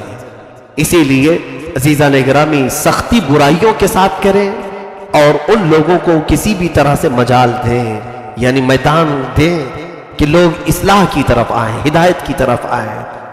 عزیزان گرامی، وقار سیدنا عمر ابن خطاب رضی اللہ تعالیٰ عنہ کی یہ جو خاصیت ہے، یہ مجھے سب سے عزیز لگتی ہے، بہت پیاری ہے، کہ دشمنان رسول کے ساتھ شدت کا برتاؤ، سختی کا برتاؤ. کفار و مشرکین کے ساتھ انہوں نے کوئی روڈ رعایت نہیں کی، حتیٰ کہ جنگوں میں بھی آپ نے ایسی معاملات کی، اور آپ نے اظہار بھی اس کا کیسے کیا. دیکھیں آپ کی خلافت میں کتنی فتوحات ہوئی ہیں، اس کا اندازہ بھی مشکل ہے. آپ کی 10 سالہ خلافت میں اتنی فتوحات ہوئی کہ اگر میں گنانے لگ جاؤں تو کم از کم 2 گھنٹے لگیں گے. ان کی صرف جنگوں کے نام گناؤں. قیصر و کسریٰ، یہ 2 بادشاہوں کی بہت چلتی تھی، یعنی اس زمانے کے امریکہ اور رشیا، اور ہر ایک پر اپنی داداگیری چلاتے بھی تھے جیسے آج چلاتے. لیکن ان کی داداگیری سیدنا عمر فاروق کے سامنے چل نہیں سکی. حضرت عمر فاروق رضی اللہ تعالیٰ عنہ نے فتوحات کا سلسلہ جب طویل کیا تو ان کو بھی پیغام بھیجا قیصر اور کسریٰ کو کہ اب تمہاری باری ہے، عمر کی فوج تمہارے ملک میں بھی آنے والی. پہلے تو وہ لوگ کہتے تھے مذاق ہے یہ، کہاں مدینے کے چند لوگ کہاں قیصر و کسریٰ کی بات کرتے ہیں. دنیا بھر کا سونا اکٹھا کر کے وہ کرسیاں بنائے تھے. قیصر و کسریٰ کے دربار میں بیٹھنے والے وزیروں کی کرسیاں سونے کی بن جاتی تھی. تو پھر کتنا مال جمع کیا تھا انہوں نے. جب آپ نے خط بھیجا تو انہوں نے مذاق سمجھا. پھر چند دنوں کے بعد آس پاس کے علاقے فتح ہونے لگے تو لگا کہیں بات میں دم تو ہے، قریب ہی پھٹک رہا ہے عمر کی فنین ہوتا. تو اس نے کہا ٹھیک ہے، یہ نیا ورڈ ہے، امیر المومنین ہوتا ہے تو اس کا محل کہاں ہے. پھر انہوں نے ہنس دیا، کہا ان کا محل بھی نہیں ہوتا ہے. اسلام میں یہ چیز رکھی نہیں گئی تھی، ان کا محل بھی نہیں ہوتا. پھر ان لوگوں نے پوچھا کہ ٹھیک ہے محل بھی نہیں ہوتا تو رہتا کہاں ہے. تو صحابہ نے کہا دیکھو مسجد نبوی کے آگے جنت البقیع کے پاس ایک پیلو کا درخت ہے، اس درخت کی چھاؤں میں سو رہا ہو دوپہر کے وقت. یہ وقت کے امیر المومنین کا پتہ بتا رہے لوگ. تو وہ قیصر و کسریٰ کے قاصد آئے، ڈھونڈتے ہوئے دیکھا دوپہر کی گرمی میں درخت کے سائے میں کوئی نہیں ہے، تنہا ایک چادر بچھا کر حضرت عمر فاروق آرام کر رہے ہیں قیلولے میں. تو کچھ لوگ وہاں جو کھڑے تھے اور کہا یہ ہے عمر جس کے خوف سے قیصر و کسریٰ وہاں بیٹھ کر کانپ رہے ہیں، وہ ڈر رہے ہم کو دیکھنے کے لیے بھیجے. اتنا معمولی آدمی، کیوں نہ ہم اس کا قتل کر کے نکل جائیں. حضرت عمر بیدار ہوئے اور کہا جو تم دل میں سوچ رہے وہ اللہ کبھی ہونے نہیں دے گا. میرا رب میرا محافظ ہے. ان کے ہاتھوں سے تلواریں چھوٹ گئی. کہا یہ اور طاقت ہے، یہ کوئی اور طاقت ہے. اور اس کے بعد جا کر قیصر و کسریٰ کو انہوں نے بتایا بھی کہ ایسے ایسے وہ رہتا ہے. حضرت عمر نے کہا جاؤ تمہارے بادشاہوں کو یہ پیغام دو کہ عمر کو ڈر اس لیے نہیں ہے کہ ہم نے غریبوں کے خون پر کرسی نہیں بچھائی، اللہ اس کے رسول کی محبت نے ہم کو اس مقام پر پہنچایا ہے، اور تمہارے بادشاہوں نے ظلم و زیادتی سے اپنی کرسی بچھائی ہے اور وہ ڈرتے ہی رہیں گے. آگے پیچھے 10 گاڑیاں لے کے چلیں گے ہی نا، کیونکہ ڈر ہے، خوف ہے. آج بھی دیکھیں کھلے عام نہیں آ سکیں گے، ساری سیکورٹی کے ساتھ ہی آنا پڑے، کیونکہ مار دیں گے. اتنی مندی جو کر کے رکھے ہو، لوگوں کو محتاج بنا کر کے رکھے ہو، لوگ غیظ و غضب میں آ جائیں گے. दामन पकड़ लेंगे। डर है हुक्मा को। अदल करने वाला खौफ किस बात का करेगा? अरे अदल करने वाले के लिए लोग अपनी पलकें बिछाते हैं, लोग उसके लिए दुआएं किया करते हैं, लोग उसके लिए इज्जत और आबरू की दुआएं करते हैं। देखो आपने तुर्की में हुआ भी था, इस वक्त के ज़ईम और लीडर को फौज ने बगावत की तो वहां की रियाया सड़कों पर आ गई और रास्तों पर सो गए और फौज से कहा अगर हमारे लीडर के खिलाफ तुमने बगावत की है तो टैंक पहले हमारे ऊपर चलाओ, बाद में इस इस्लाम के अजीम लीडर पर। कौम आ जाएगी। क्यों? अदल और इंसाफ अगर इनके साथ करते हो। क्योंकि अल्लाह रब्बुल इज्जत ने तुम्हें अगर बादशाह दी है, हुकूमत दी है, तख्त अख्ता किया है तो अदल और इंसाफ का हाथ न छोड़ो। वो हजरत उमर जैसी अदालत दुनिया में कोई नजीर भी नहीं ला सकता। खैर कैसर और किसरा के पास पहुंच भी गई हजरत उमर की फौज और कैसर और किसरा को भागने पर मजबूर भी किया। सारे मुल्क फतह भी हुए। ईरान इस्लाम में आया, रोम इस्लाम में आया। एक बहुत नुक्ते की बात मैं बताता हूं, ईरान में आज सबसे ज्यादा शिया है, बल्कि उनका जो नेशनल रिलीजन है वो भी शिया है। इस्लाम तो बताते हैं लेकिन शिया है। और वहां के शिया उलमा जो सबसे ज्यादा अगर दुश्मनी करते हैं तो हजरत अबू बकर और हजरत उमर से। इन बेवकूफों को ये मालूम होना चाहिए कि ईरान इस्लाम में आया भी है तो उमर की बदौलत आया है और उसी उमर को कोसते हैं लोग। हजरत उमर फारूक रज़ियल्लाहु तआला अन्हु ने फतह किया है, आपकी फौजों ने फतह किया। अब देखिए जो बात मैं बताना चाह रहा हूं, खौफ और डर दिल से निकालो और लोगों की हैबत भी निकालो। जो सहाबा कैसर और किसरा के महलात फतह करके आए थे तो कैसर बादशाह के महल में जो चीजें कीमती कीमती थी वो सब ले लिया, माले गनीमत है ना। कहा कि हम इस्तेमाल नहीं करेंगे, खलीफतुल इस्लाम खलीफा रसूल अमीरुल मोमिनीन के पास लेकर चले। सुना है तारीख में कैसर के पास एक कालीन थी, वो दुनिया की सबसे महंगी कालीन, बादशाह की कुर्सी जिस पर रखी जाती थी, कुर्सी के आसपास एक कालीन बिछाई जाती थी। अच्छा, अगर बादशाह किसी से ज्यादा खुश हो जाता, बहुत बड़ा किसी को इनाम देना होता तो 5 मिनट 10 मिनट उस कालीन पर उसको बिठाया जाता और फिर वो जाकर दुनिया में फख्र करता, मैं कैसर की कालीन पर बैठा हुआ आदमी, फख्र करता उस कालीन पर जो बैठ करके आता। क्योंकि उस जमाने में कालीन का रिवाज नहीं रहा होगा या फिर वो बहुत महंगी कालीन होगी। अब जब कैसर और किसरा की हुकूमतें खत्म हुई, वो कालीन भी मुसलमानों के हाथ आ गई। कहा कि चलो हजरत उमर के पास ले चलते। सारा माल लेकर के जब वो मदीने में आए, हजरत उमर से कहा अमीरुल मोमिनीन, ये कैसर की कुर्सी इस पर रखी जाती थी और ये दुनिया की सबसे महंगी कालीन। हजरत उमर ने कबूल किया, लाओ। और उसका क्या किया?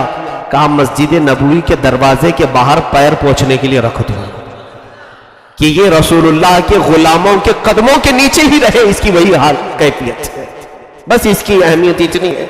हजरत उमर ने मस्जिद नबवी के बाहर बिछवा दिया। कहा मस्जिद में अंदर भी नहीं कि सजदा करके भी कोई फख्र करे, बल्कि पैर पोंछ करके आओ, फिर ये दुनिया को मैसेज दो जहां रसूल अरबी के गुलाम पैर पोंछते हैं वहां कैसर और किसरा की कुर्सियां लगती, बादशाहों की कुर्सियां जहां पर लगी जाती है वो रसूल पाक के गुलामों के कदम भी नहीं लगते। अजीजा ने गिरामी, हजरत उमर ने एक मिजाज दिया है, जो कुछ भी तुम्हारी इज्जत है वो रसूल पाक। उमर फारूक रज़ियल्लाहु तआला अन्हु ने मुसलमानों को बार बार ये मुखातिब करके फरमाया, ऐ ईमान वालों, तुम्हें जो इज्जत है वो रसूल पाक की बदौलत है, रसूल करीम सल्लल्लाहु अलैहि वसल्लम की वजह से है। इसको कभी ना भूलना कि तुम्हारी अपनी पर्सनैलिटी कुछ है, इसकी वजह से तुम्हें आज कुछ मकाम मिला है। यहां पर भी आज मैं फिर से कहूंगा, पूरे मैसेज, मेरा ये मैसेज दूर दूर तक जाए, अगर सुन लो। लोग अब सहाबा बिक गए बाजार मुस्तफा में, फिर उनकी बोली लगाने वाला कोई नहीं था, उनको खरीदने वाला कोई नहीं था। आज हम अपनी बलबूते इज्जत बनाने की कोशिश कर रहे हैं। तुम्हें जिंदगी के शब और रोज मेरे आका की तालीमात के मुताबिक होंगे, मैं भी जीऊंगा सुन्नत नबी के मुताबिक, लोगों को भी जीने की दावत दूंगा सुन्नत नबी के मुताबिक। जब तुम ये मिशन पर चलोगे फिर इज्जत तुम्हारे घर की कनीज होगी, फिर इज्जत तुम्हारे पास आएगी। हजरत उमर फारूक रज़ियल्लाहु तआला अन्हु का हाल ये है, मुसलमानों से यही कहा करते थे, سیدنا عمر فاروق رضی اللہ تعالیٰ عنہ کہ اے لوگوں، جو کچھ بھی عزت ملی ہے وہ رسول اللہ کی بدولت ملی۔ جب آپ خلیفہ بنے حضرت ابو بکر صدیق کے بعد، آپ کو لوگوں نے کھڑا کیا ممبر پر، تو سب سے پہلا جو خطبہ آپ نے دیا وہ یہی کہا کہ اے لوگوں، عمر کے پاس اپنا کچھ نہیں ہے، مجھ سے پہلے جو گزر چکے رسول پاک صلی اللہ علیہ وسلم اور حضرت ابو بکر، انہی کا سارا طریقہ ہے۔ میں قسم کھا کر کہتا ہوں، جس چیز کا بھی تمہیں میں حکم دوں گا، انہی دو لوگوں کے احکام میں سے حکم دوں گا۔ یہ نہیں کہ میں اپنا ایک سسٹم چلاؤں گا، میں ایک اپنی رعایا چلاؤں گا۔ حضرت عمر فاروق رضی اللہ تعالیٰ عنہ ممبر رسول پر کھڑے ہیں، امام حسین رضی اللہ تعالیٰ عنہ چھوٹی عمر میں تھے، آئے مسجد نبوی میں، اندر داخل ہوئے، حضرت عمر فاروق خطبہ دے رہے تھے۔ بلند آواز سے امام حسین نے کہا، اے عمر، میرے نانا کے ممبر سے اتر جاؤ، یہ میرے باپ کا ممبر ہے۔ حضور کو وہ ابا کہتے تھے، حضور نے بھی ان کو بیٹا کہا، کیونکہ حضور کی اولاد بھی حسنین کریمین سے ہی چلی۔ کہا یہ میرے باپ کا ممبر ہے۔ حضرت عمر بیچ خطبے میں اتر آئے، یہ نہیں کہ جمعہ کا خطبہ کمپلیٹ کر لوں، خطبہ چھوڑ دیا اور نیچے آ گئے۔ امام حسین کی عمر اس وقت 9 سال کی تھی یا 8 سال کی تھی، جتنی بھی رہی ہو۔ آپ نیچے آئے، حضرت عمر فاروق رضی اللہ تعالیٰ عنہ نیچے گھٹنوں کے بل بیٹھ گئے، امام حسین کے دونوں کندھوں کو پکڑا اور کہا، سچ کہا شہزادے آپ نے، یہ ممبر تمہارے باپ کا ہے، تمہارے نانا کا ہے۔ حضرت حسین نے کہا کہ اترو میرے باپ کے ممبر سے اور اپنے باپ کے ممبر پر جاؤ۔ حضرت عمر نے کہا، میرے باپ کا کوئی ممبر نہیں، ہمیں جو ممبر ملا ہے وہ تمہارے نانا کی وجہ سے ملا ہے، وہ تمہارے گھر سے ملا ہے، ہمارا اپنا کوئی ممبر نہیں۔ تب امام حسین نے کہا، اچھا تمہارا کوئی ممبر نہیں، میرے باپ کی ممبر سے بولنا ہے پھر بولو۔ حضرت عمر پھر کھڑے ہو گئے، یہ بتانا تھا لوگوں کو کہ اے لوگوں، عزت جو کچھ بھی ہے وہ رسول کے گھر سے، یہاں سے رشتے مضبوط رکھو، یہاں سے اپنی عزتیں تمہاری کائنات میں چھا جائیں گی، اور اس گھر کو چھوڑ کر کے تمہاری کوئی عزت نہیں ہے۔ آج جو لوگ سوچ رہے ہیں کہ میں نام چھپا دوں، آئیڈینٹیٹی چھپا دوں، شناخت چھپا دوں تاکہ لوگ میری عزت کرنے لگ جائیں، اور مارے جاؤ گے اور ختم کیے جاؤ گے۔ حضور پاک صلی اللہ تعالیٰ علیہ وسلم کی نسبت سے ہی حضرت عمر کے پورے اعمال تھے۔ دیکھیں آپ بیت المقدس جب فتح ہوا تب کیا حالات تھے۔ سیدنا عمر ابن خطاب رضی اللہ تعالیٰ عنہ کو ابو عبیدہ بن جراح رضی اللہ تعالیٰ عنہ خبر دیتے ہیں کہ آپ تشریف لائے بیت المقدس میں، آپ کے ذریعے سے نماز شروع ہوگی۔ حضرت عمر چل پڑے اپنے غلام کو لے کر کے، اور وہ بھی کیا شان ہے امیر المومنین کی، عدل، مساوات، انصاف میں ایسا کوئی کر کے دکھائے ہمیں۔ حضرت عمر کے ساتھ ایک سواری ہے، ایک گھوڑا یا ایک خچر، اپنے غلام سے کہتے ہیں سفر لمبا ہے، تم ساتھ میں رہو گے یہ ضروری بھی ہے، لیکن ہم دونوں آپس میں ایک بات طے کر لیتے ہیں، 1 میل میں بیٹھوں گا، 1 میل تم بیٹھو گے۔ غلام کے ساتھ کوئی ایسا معاملہ کرتا ہے؟ سیدنا عمر فاروق نے یہ کر کے دکھایا، اور 1 میل آپ گھوڑے پر سوار ہوتے، ان کا غلام رسی پکڑ کر کے چلتا، 1 میل ہوتے ہی آپ اتر جاتے اور غلام سے کہتے اب تو بیٹھ، میں رسی پکڑ کے چلتا، کیونکہ خدا کا خوف بھی اتنا دل میں تھا۔ اتفاق دیکھیں، جب فلسطین پہنچے علاقہ بیت المقدس کے پاس تو لوگوں کو خبر ہو گئی تھی، وہاں کے عیسائی سارے لوگ باہر آ گئے تھے امیر المومنین کو دیکھنے کے لیے۔ لوگ بہت سارے اس وقت شہر میں نام تو سنے تھے امیر المومنین کا، دیکھا نہیں تھا، سب باہر آئے۔ اتفاق ایسا کہ اس وقت گھوڑے پر سوار ہونے کی باری غلام کی تھی، غلام بیٹھا ہوا تھا اور آپ رسی پکڑ کے چل رہے تھے۔ تو لوگ جیسے ہی آئے سبوں نے امیر المومنین کو پکارا، کہا عمر ظاہر ہو گئے، اور آپ کی تعریف میں لوگ بولنے لگے اور اسی غلام کی طرف بڑھنے لگے۔ سارے لوگ دیکھا نہیں تھا، پیچھے سے ایک صحابی نے حضرت غالباً ابو عبیدہ نے پکار کر کے کہا ہے لوگوں وہ امیر المومنین نہیں جو گھوڑے پر بیٹھا ہے، امیر المومنین تو رسی پکڑ کر کے آ رہا ہے۔ لوگوں نے کہا کیا امیر المومنین غلام کی رسی پکڑ کے بھی آتے ہیں؟ کہا یہ ایمان والوں کا امیر ہے، اس نے عدل سے پوری دنیا کو بھر دیا ہے۔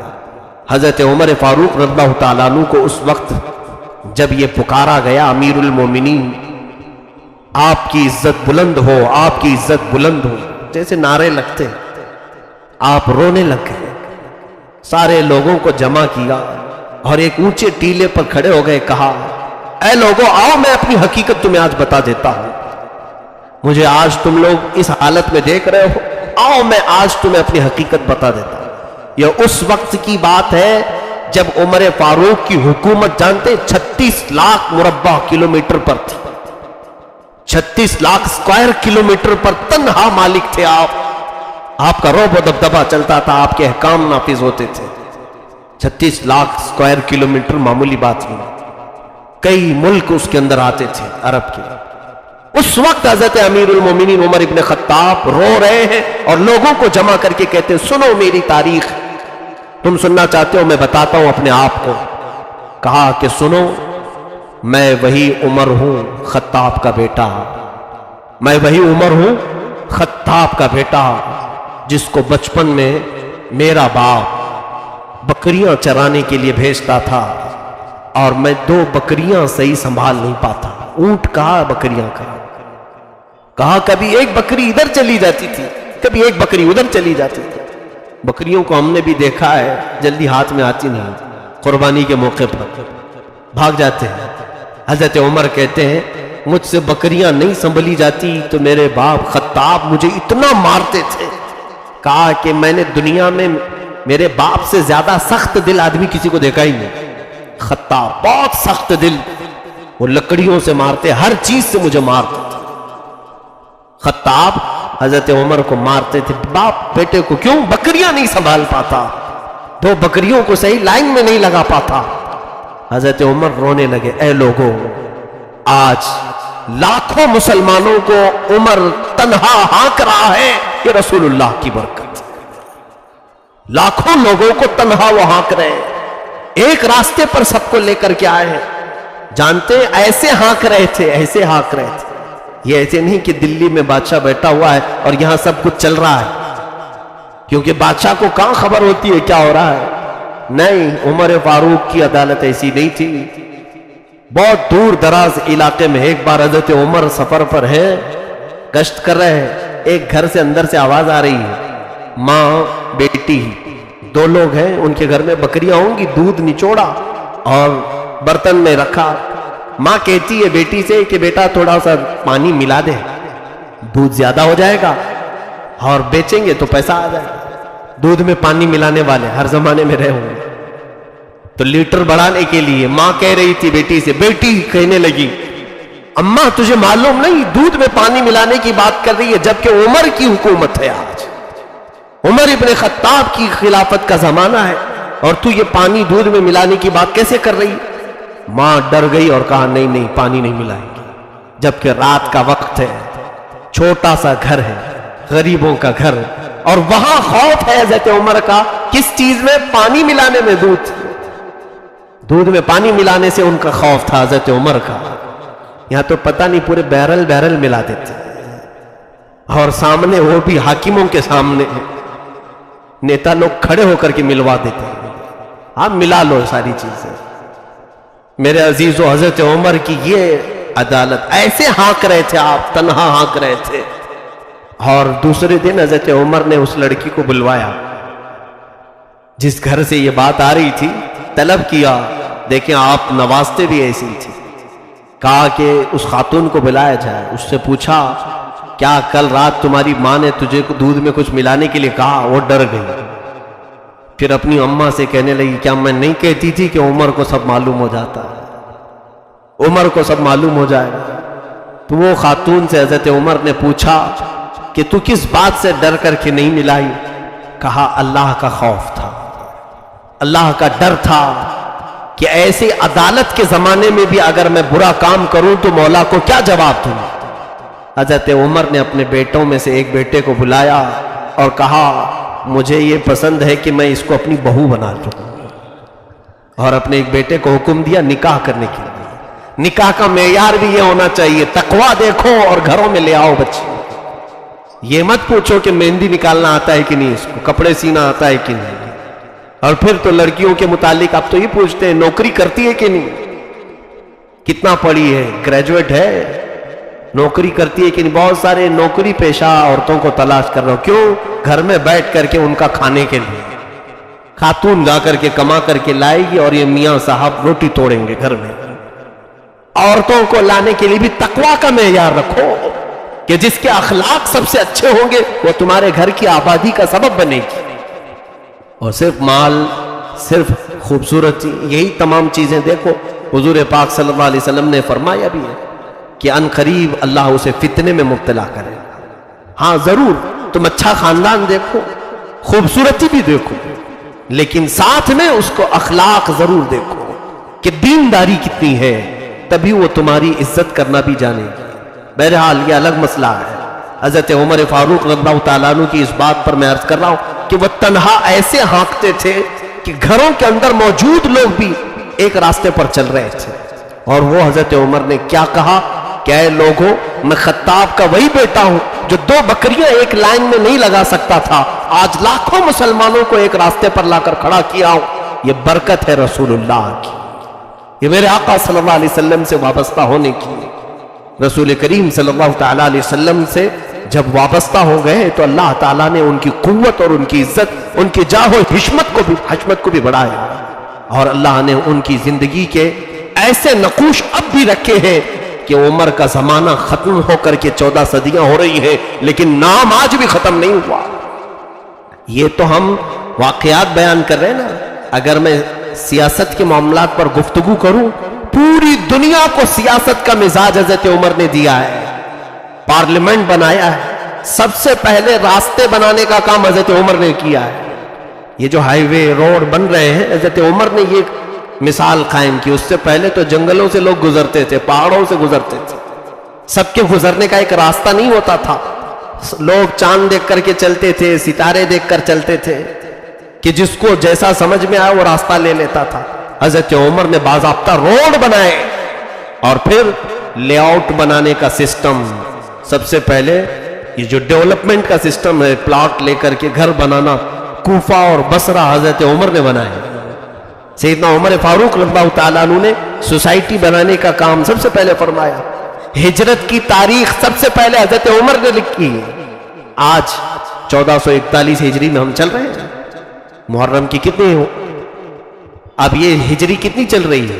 1441، کیونکہ اس وقت تک جو تاریخ چلتی تھی وہ دوسری تاریخیں تھی، لوگ الگ الگ تاریخ سے اپنے دن طے کرتے تھے۔ یہ عیسوی جو تاریخ چل رہی ہے، جو آج 2019 جو چل رہا ہے، یہ عیسوی اس کو کہتے ہیں، یہ تو پہلے سے تھی، لیکن حضرت عمر نے کہا کہ ہمارے اسلام کی اپنی ایک الگ تاریخ ہونا چاہیے۔ تو لوگوں نے پوچھا کہ کس دن سے شروع کریں؟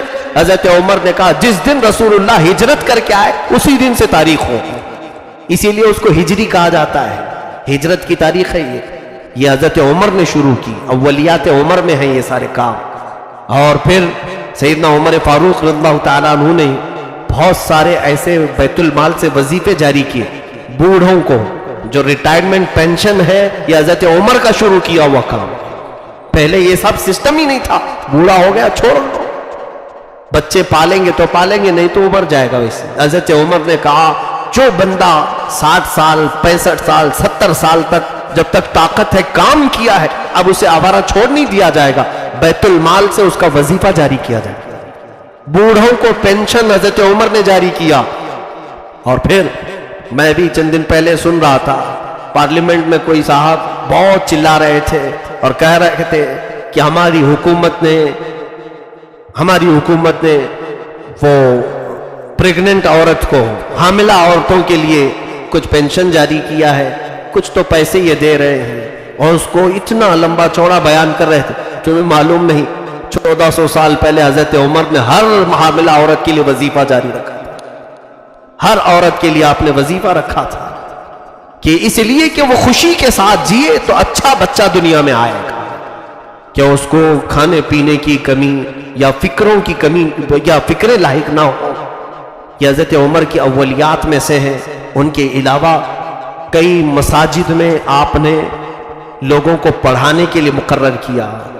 گورنر بنانے کا کام حضرت عمر نے شروع کیا کہ ہر شہر کا ایک گورنر ہونا چاہیے۔ یہ جو آج گورنر بنائے جاتے ہیں حضرت عمر کے شروعات میں سے ہے۔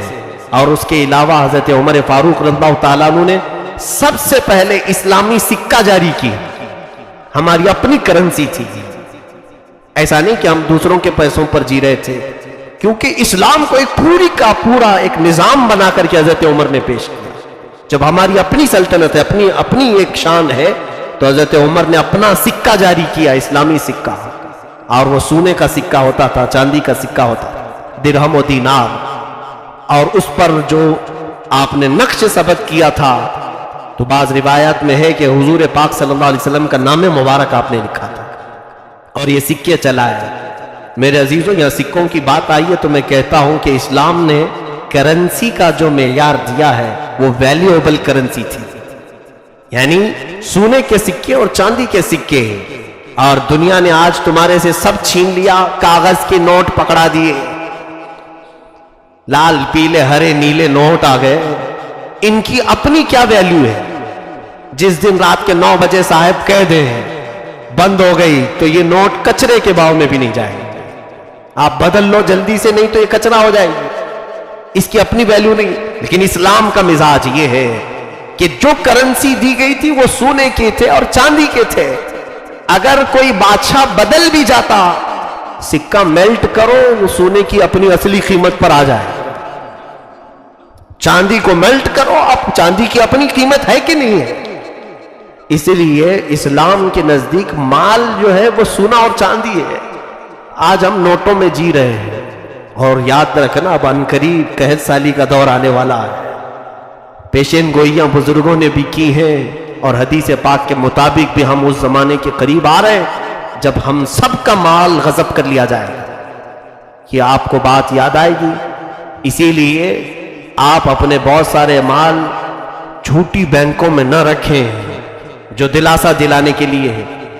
ان لوگوں کو ایسا لگے گا کہ ہم حکومت کی طرف سے فورس کر رہے ہیں کہ بینک میں جمع کرو، اور یہ کہہ رہے ہیں بینک میں نہ رکھو۔ ہماری کوئی سیکورٹی نہیں۔ آج 61 سالی کا دور ایسا آنے والا ہے کہ بھوکے پیاسے ہو جائیں گے سب، مال کسی کے پاس نہیں رہے گا، پیسہ کسی کے پاس نہیں رہے گا۔ اور مجھے بات یاد آتی ہے، میں شاید سورہ فاتحہ کی تفسیر کے آخری آیت میں عرض کر چکا ہوں کہ لوگ آپس میں ایک دوسرے کا گوشت کھانے کی کوشش کریں گے، انسان کے گوشت کھانے کی کوشش کرے گا۔ ایسی 61 سالی کا بھی دور آئے گا، یہ ہم سے سب چیزیں چھین لی جائیں گی، ختم کر دی جائیں گی۔ عزیزان گرامی، اس وقت کے آنے سے پہلے آپ استغفار زیادہ کریں، توبہ زیادہ کریں، اور اللہ کی بارگاہ میں پناہ طلب کریں کہ مولا تعالیٰ اس بری نحوست اور بری نوبت آنے سے ہماری حفاظت فرمائے۔ تو بات یہ تھی، حضرت عمر فاروق رضی اللہ تعالیٰ عنہ نے جو سکہ جاری کیا تھا اس کی اپنی ویلیو تھی، اس کی اپنی ایک قیمت تھی، وہ سونے اور چاندی کے سکے تھے۔ روڈ آپ نے بنائے، بیت المال محفوظ کیا، اور مسلمانوں میں گورنر مقرر کیے، اور اس کے علاوہ باضابطہ لوگوں کی تنخواہیں بنائی، بوڑھوں کا پینشن جاری کیا، حاملاؤں کو وظیفہ جاری کیا، بہت سارے کام کرنے والوں کو ان کے ہنر اور ان کے فن کو دیکھ کر حکومت کی طرف سے انہیں کام دیا گیا۔ گورنمنٹ جاب جو ملتی ہے آج، یہ پہلے اس طرح کا سسٹم نہیں تھا۔ گورنمنٹ جاب دینے کا یہ بھی حضرت عمر کا شروع کیا ہوا کام، لوگوں کو اختیار تھا اپنے اپنے کام کرو، لیکن حضرت عمر نے کہا جس کے پاس جو فن ہے وہ دکھائے، اور اسے بیت المال سے، حکومت کی طرف سے الگ سے وظیفہ دیا جائے گا۔ سیدنا عمر ابن خطاب رضی اللہ تعالیٰ عنہ نے پھر قوانین بنائے، پورا صحیفہ بنایا، اور سارے گورنروں کو لکھ کر کے بھیجا کہ انہی قوانین کے مطابق عمل کریں۔ اور وہ قوانین آج پوری دنیا کے پارلیمنٹوں میں، کہیں پر بھی آپ جائیں، کسی بھی ملک میں، میں ڈھونڈ کر کے نکال کے دکھاؤں گا کہ فلاں فلاں فلاں ایکٹ جو ہے یہ حضرت عمر کے بنائے ہوئے ہیں، حضرت عمر ابن خطاب رضی اللہ تعالیٰ عنہ کے دیے ہوئے ہیں۔ پوری دنیا کی بات کر رہا ہوں، چاہے وہ امریکہ ہو، یورپ ہو، رشیا ہو، انگلینڈ، ان کے پاس بھی جو قوانین آج موجود ہیں ان کی کئی شقیں ہم بتائیں گے کہ جو جس طرح سے دفعہ یا قلم جو قوانین بنے ہیں، ایکٹ بنے ہیں، یہ حضرت عمر کی بہت ساری تعلیمات سے اخذ کیے ہوئے ہیں۔ سیدنا عمر فاروق کے اتنے بڑے کام اندازہ کرو، پھر حاصل یہ نکلتا ہے کہ وہ عمر تنہا صرف ایک صحابی بن کر مدینے نہیں چلائے، بلکہ 14 صدیوں بعد بھی آج پوری دنیا ان کی تعلیمات سے روشناس ہے، ان کی تعلیمات سے فیض پا رہی ہے۔ آپ نے پوری دنیا کو جینے کا ڈھنگ دیا ہے، جینے کا سلیقہ سکھایا ہے۔ حضرت عمر فاروق رضی اللہ تعالیٰ عنہ نے رسول کریم صلی اللہ تعالیٰ علیہ وسلم کی محبت سے ہم سب کو جوڑا ہے۔ اس کے علاوہ ان کے سیاسی جو معاملات ہیں وہ اپنے الگ ہیں۔ کیا آپ نے سیاست میں یا خلافت میں جو امور انجام دیے وہ اپنی ایک الگ گفتگو ہے، الگ ٹاپک ہے، لیکن اتنے ہی پر میں اکتفا کروں گا۔ کل میری گفتگو کا خلاصہ، لب لباب، حاصل کلام یہ ہے، ان کے جو ہم غلام تھے تو خلق کے پیشوا رہے، ان سے پھرے جہاں پھرا، پھر آئی کمی وقار میں۔ رسول کریم صلی اللہ علیہ وسلم کے ہو جاؤ عزت تمہاری ہے، اور ان سے پھر جاؤ تو پھر ذلت تمہاری ہے۔ آج ٹھوکروں پر اسی بنیاد پر ہے کہ رسول کریم صلی اللہ علیہ وسلم کی تعلیمات سے دور ہیں۔ آپ حضرت عمر فاروق رضی اللہ تعالیٰ عنہ کے رعب و دبدبے کو سنتے ہیں، اتنی بات نہیں، یہ دنیا کی بات ہوئی، یہ دنیا کی بات ہوئی۔ قیصر و کسریٰ کانپ رہے ہیں، مکہ والے کانپ رہے ہیں، مدینے والے ڈر رہے ہیں، منافقین خوف کھا رہے ہیں، شیطان ڈر رہا ہے۔ یہ صاف واقعات سنے۔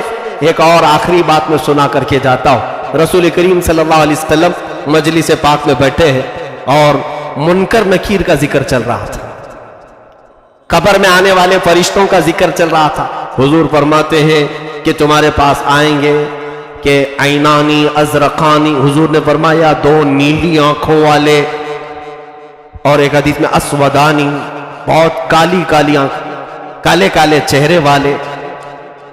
وہ فرشتوں کی صفات حضور بیان کر رہے تھے۔ قبر میں جیسے ہی تم دفن کر کے اپنے مردے کو آؤ گے، دو فرشتے آئیں گے، سخت سیاہ کالا چہرہ اور نہایت ہی نیلی آنکھیں ہوں گی، دانتوں سے وہ زمین پھاڑ کر کے آئیں گے، تم سے سخت ترین سوالات کریں گے۔ تم دنیا کو سب ختم کر کے جا چکے ہو، میموری پاور ختم ہو چکا ہوگا، کچھ یاد نہیں ہوگا، لیکن اس وقت وہ سوالات کریں گے، تمہارا رب کون ہے، تمہارا دین کیا ہے، تم حضور کے بارے میں کیا کہتے تھے۔ یہ سوالات سب کو معلوم ہے، لیکن پھر بھی ڈر ہے سب کو معلوم ہے۔ ایسا امتحان ہے دنیا کا جس کے جوابات پہلے بتا دیے گئے ہیں، پھر بھی اس امتحان سے ڈر ہے۔ حضرت عمر اس مجلس میں بیٹھے تھے، سارے صحابہ کپ کپی ہوئے تھے، خوف سے ڈر رہے تھے کہ قبر کا کیا ہوگا۔ رسول کریم صلی اللہ تعالیٰ علیہ وسلم نے حضرت عمر سے کہا کہ اے عمر، کیا تم نے سنا میں نے جو کہا؟ قبر میں دو فرشتے آئیں گے، کالے چہرے والے، نیلی آنکھوں والے، منکر اور نکیر، کیا جواب دو گے؟ حضرت عمر نے ایک سوال کیا، یا رسول اللہ صلی اللہ علیہ وسلم، میں آپ سے ایک چیز پوچھتا ہوں، آج جو میں آپ سے محبت کر رہا ہوں، کیا یہ میری محبت قبر میں بھی باقی رہے گی؟ حضور نے کہا ہاں عمر، مجھ سے جو محبت کرتا ہے اس کی محبت حشر تک باقی رہے گی۔ تو حضرت عمر نے کہا تب تو چھوڑ دیں یا رسول اللہ، ان کا معاملہ میں نپٹ لوں گا۔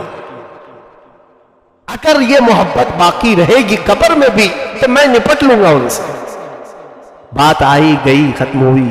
حضرت عمر فاروق رضی اللہ تعالیٰ عنہ کا جب وصال ہوا، آپ کا انتقال ہوا، آپ کے بیٹے عبداللہ ابن عمر یہ فرماتے ہیں اس روایت کو، کئی دنوں کے بعد میں نے اپنے ابا کو خواب میں دیکھا۔ حضرت عمر کو انہوں نے خواب میں دیکھا، کہا کہ کیسا معاملہ ہوا آپ کے ساتھ؟ کہا اللہ نے بڑی عزت بخشی ہے، رسول کے قدموں میں جو سویا۔ کہا آپ نے کہا تھا کہ میں منکر نکیر کو دیکھ لوں گا، کیا وہ فرشتے آئے تھے قبر میں؟ آپ سے کچھ پوچھا انہوں نے؟ کہا ہاں بیٹا، مجھے دفن کر کے جب تم چلے گئے تو یہ دونوں فرشتے آئے، نیلی آنکھوں والے، کالے چہرے والے، مجھے اٹھایا۔ حضرت عمر کو اٹھایا، انہوں نے پوچھا بتا من ربک، تمہارا رب کون ہے؟ تو بیٹا میں نے ان سے کہا میں بعد میں بتاؤں گا، تم بتاؤ تمہارا رب کون ہے؟ حضرت عمر نے کہا میں نے ان سے خود پوچھا، کہ تمہارا رب کون ہے؟ وہ روایت کے الفاظ ہیں، کہتے فَنَظَرَ إِلَى كُلٍّ مِّنْهُمَا، کہ وہ دونوں آپس میں ایک دوسرے کو دیکھنے لگے، وہ آپس میں فرشتے دیکھنے لگے، کس کے پاس ہم آئے؟ پوری دنیا کو ہم نے سوال کیا اور یہ ہم سے پوچھ رہا ہے۔ تو ان میں سے ایک فرشتے نے کہا دوسرے سے کہ اس کو چھوڑ دو، یہ رسول اللہ کا ساتھی ہے، اس کو چھوڑ دو، یہ رسول اللہ کی محبت میں دنیا سے آیا ہے۔ تو فرشتوں نے کہا آپ سو جائیں، ہم دوسری ڈیوٹی پر جاتے ہیں۔ یہ روایت ہے، اللہ رب العزت نے حضرت عمر کو وہ مقام دیا تھا، دنیا میں جب تھے تب بھی اسی شان کے ساتھ تھے اور قبر میں بھی اسی شان کے ساتھ تھے، حتیٰ کہ 60 ہجری حضور کی وفات کے 50 سال کے بعد مدینے میں سیلاب آیا تھا، پانی بہت بھر گیا تھا، تو حضور صلی اللہ علیہ وسلم کے اس حجرے میں بھی پانی آیا جس میں یہ تینوں حضرات دفن ہیں۔ حضور کے حجرے میں پہلے حضور دفن ہوئے، پھر حضرت ابو بکر، پھر حضرت عمر، 3 لوگ دفن ہیں اس حجرے میں۔ اس حجرے میں بھی پانی آیا تو قبریں کھل گئی تھی، اس میں سے ایک قبر کھل گئی، پیر ظاہر ہو گیا، مدینے والے سب جمع ہو گئے۔ 60 ہجری کی بات ہے کہ رسول اللہ صلی اللہ علیہ وسلم کا پیر ظاہر ہو گیا، پیر ظاہر ہو گیا۔ وہ لوگ یہ روایت سنے جو کہتے ہیں رسول مر کر مٹی میں مل گئے، معاذ اللہ رب العالمین۔ ظالموں، نادانوں، کون سا عقیدہ رکھتے ہیں؟ مدینے والوں کا عقیدہ تو دیکھو، سب جمع ہو گئے، حضور کا قدم ظاہر ہو گیا دیکھنے کے لیے۔ اس میں ایک تابعی تھے عروہ بن زبیر اللہ تعالیٰ عنہ، وہ آئے، کہا ہٹو ہم بھی تو زیارت کریں۔ جب وہ قدم ظاہر تھا دیکھا، کہا واللہ ان ھذا لقدم عمر ما قدم رسول اللہ صلی اللہ علیہ وسلم، قسم خدا کی یہ رسول اللہ کا قدم نہیں ہے، میں جانتا ہوں یہ عمر بن خطاب کا قدم ہے، یہ حضور کا قدم ظاہر نہیں ہوا لوگوں، یہ عمر بن خطاب کا قدم ہے۔ اللہ اکبر، ان کے غلاموں کا قدم کا حال یہ ہے، آقا کا حال کیا ہو؟ رسول کریم صلی اللہ علیہ وسلم اپنی قبر اطہر میں ضرور زندہ ہیں، جو عقیدہ ہمارے امام نے ہمیں دیا، تو زندہ ہے واللہ، تو زندہ ہے واللہ، میری چشم عالم سے چھپ جانے والے رسول کریم صلی اللہ تعالیٰ علیہ وسلم کے یہ غلام 60 ہجری میں قبر کھلتی ہے تو پیر ویسے کا ویسا ظاہر تھا۔ تو کہنا یہی ہے کہ وہ عمر رضی اللہ تعالیٰ عنہ جیے تو بڑی شان سے جیا، اور پھر جب وفات پائی اسی شان کے ساتھ۔ اور ہمارا آج بھی عقیدہ یہ ہے کہ اللہ تعالیٰ آج بھی ان کو قبر میں اسی طرح زندہ رکھا ہے، اس لیے کہ جنہوں نے نبی کے دین کو زندہ کرنے کے لیے کوششیں کی، مولا ان کو قبر میں زندہ رکھتا ہے۔ آج تم بھی اٹھو اگر مصطفیٰ کے دین کی حمایت کے لیے، یقیناً تمہاری قبروں میں بھی مولا تمہیں زندہ رکھے گا، محفلوں میں تمہارے نام زندہ رہیں گے، ابدالآباد تک، قیامت آنے تک تمہارے ناموں کا چرچا ہوتا رہے گا۔ عزیزان گرامی، یہ جو کچھ بھی کہا تھا بارگاہ عمر میں، بارگاہ فاروق میں، چھوٹا سا ایک نذرانہ تھا، ایک چھوٹا سا تحفہ تھا۔ مولا ان کی عزت اور ان کے مقام کو بہت بلند کیا ہے۔ رب قدیر اس عمر ابن خطاب کا صدقہ ہم سب کو عطا فرمائے۔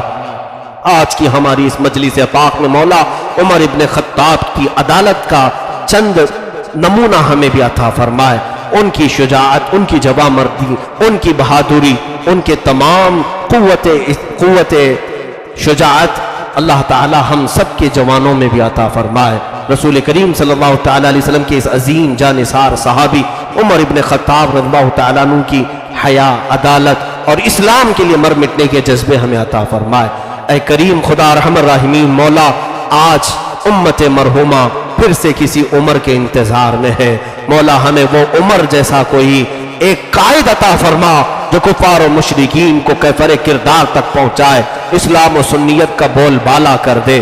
اے کریم خدا ارحم الراحمین، کفر و شرک کا منہ کالا کر دے۔ ارحم الراحمین، برا چاہنے والوں کے برے منصوبوں کو تو خاک میں ملا دے۔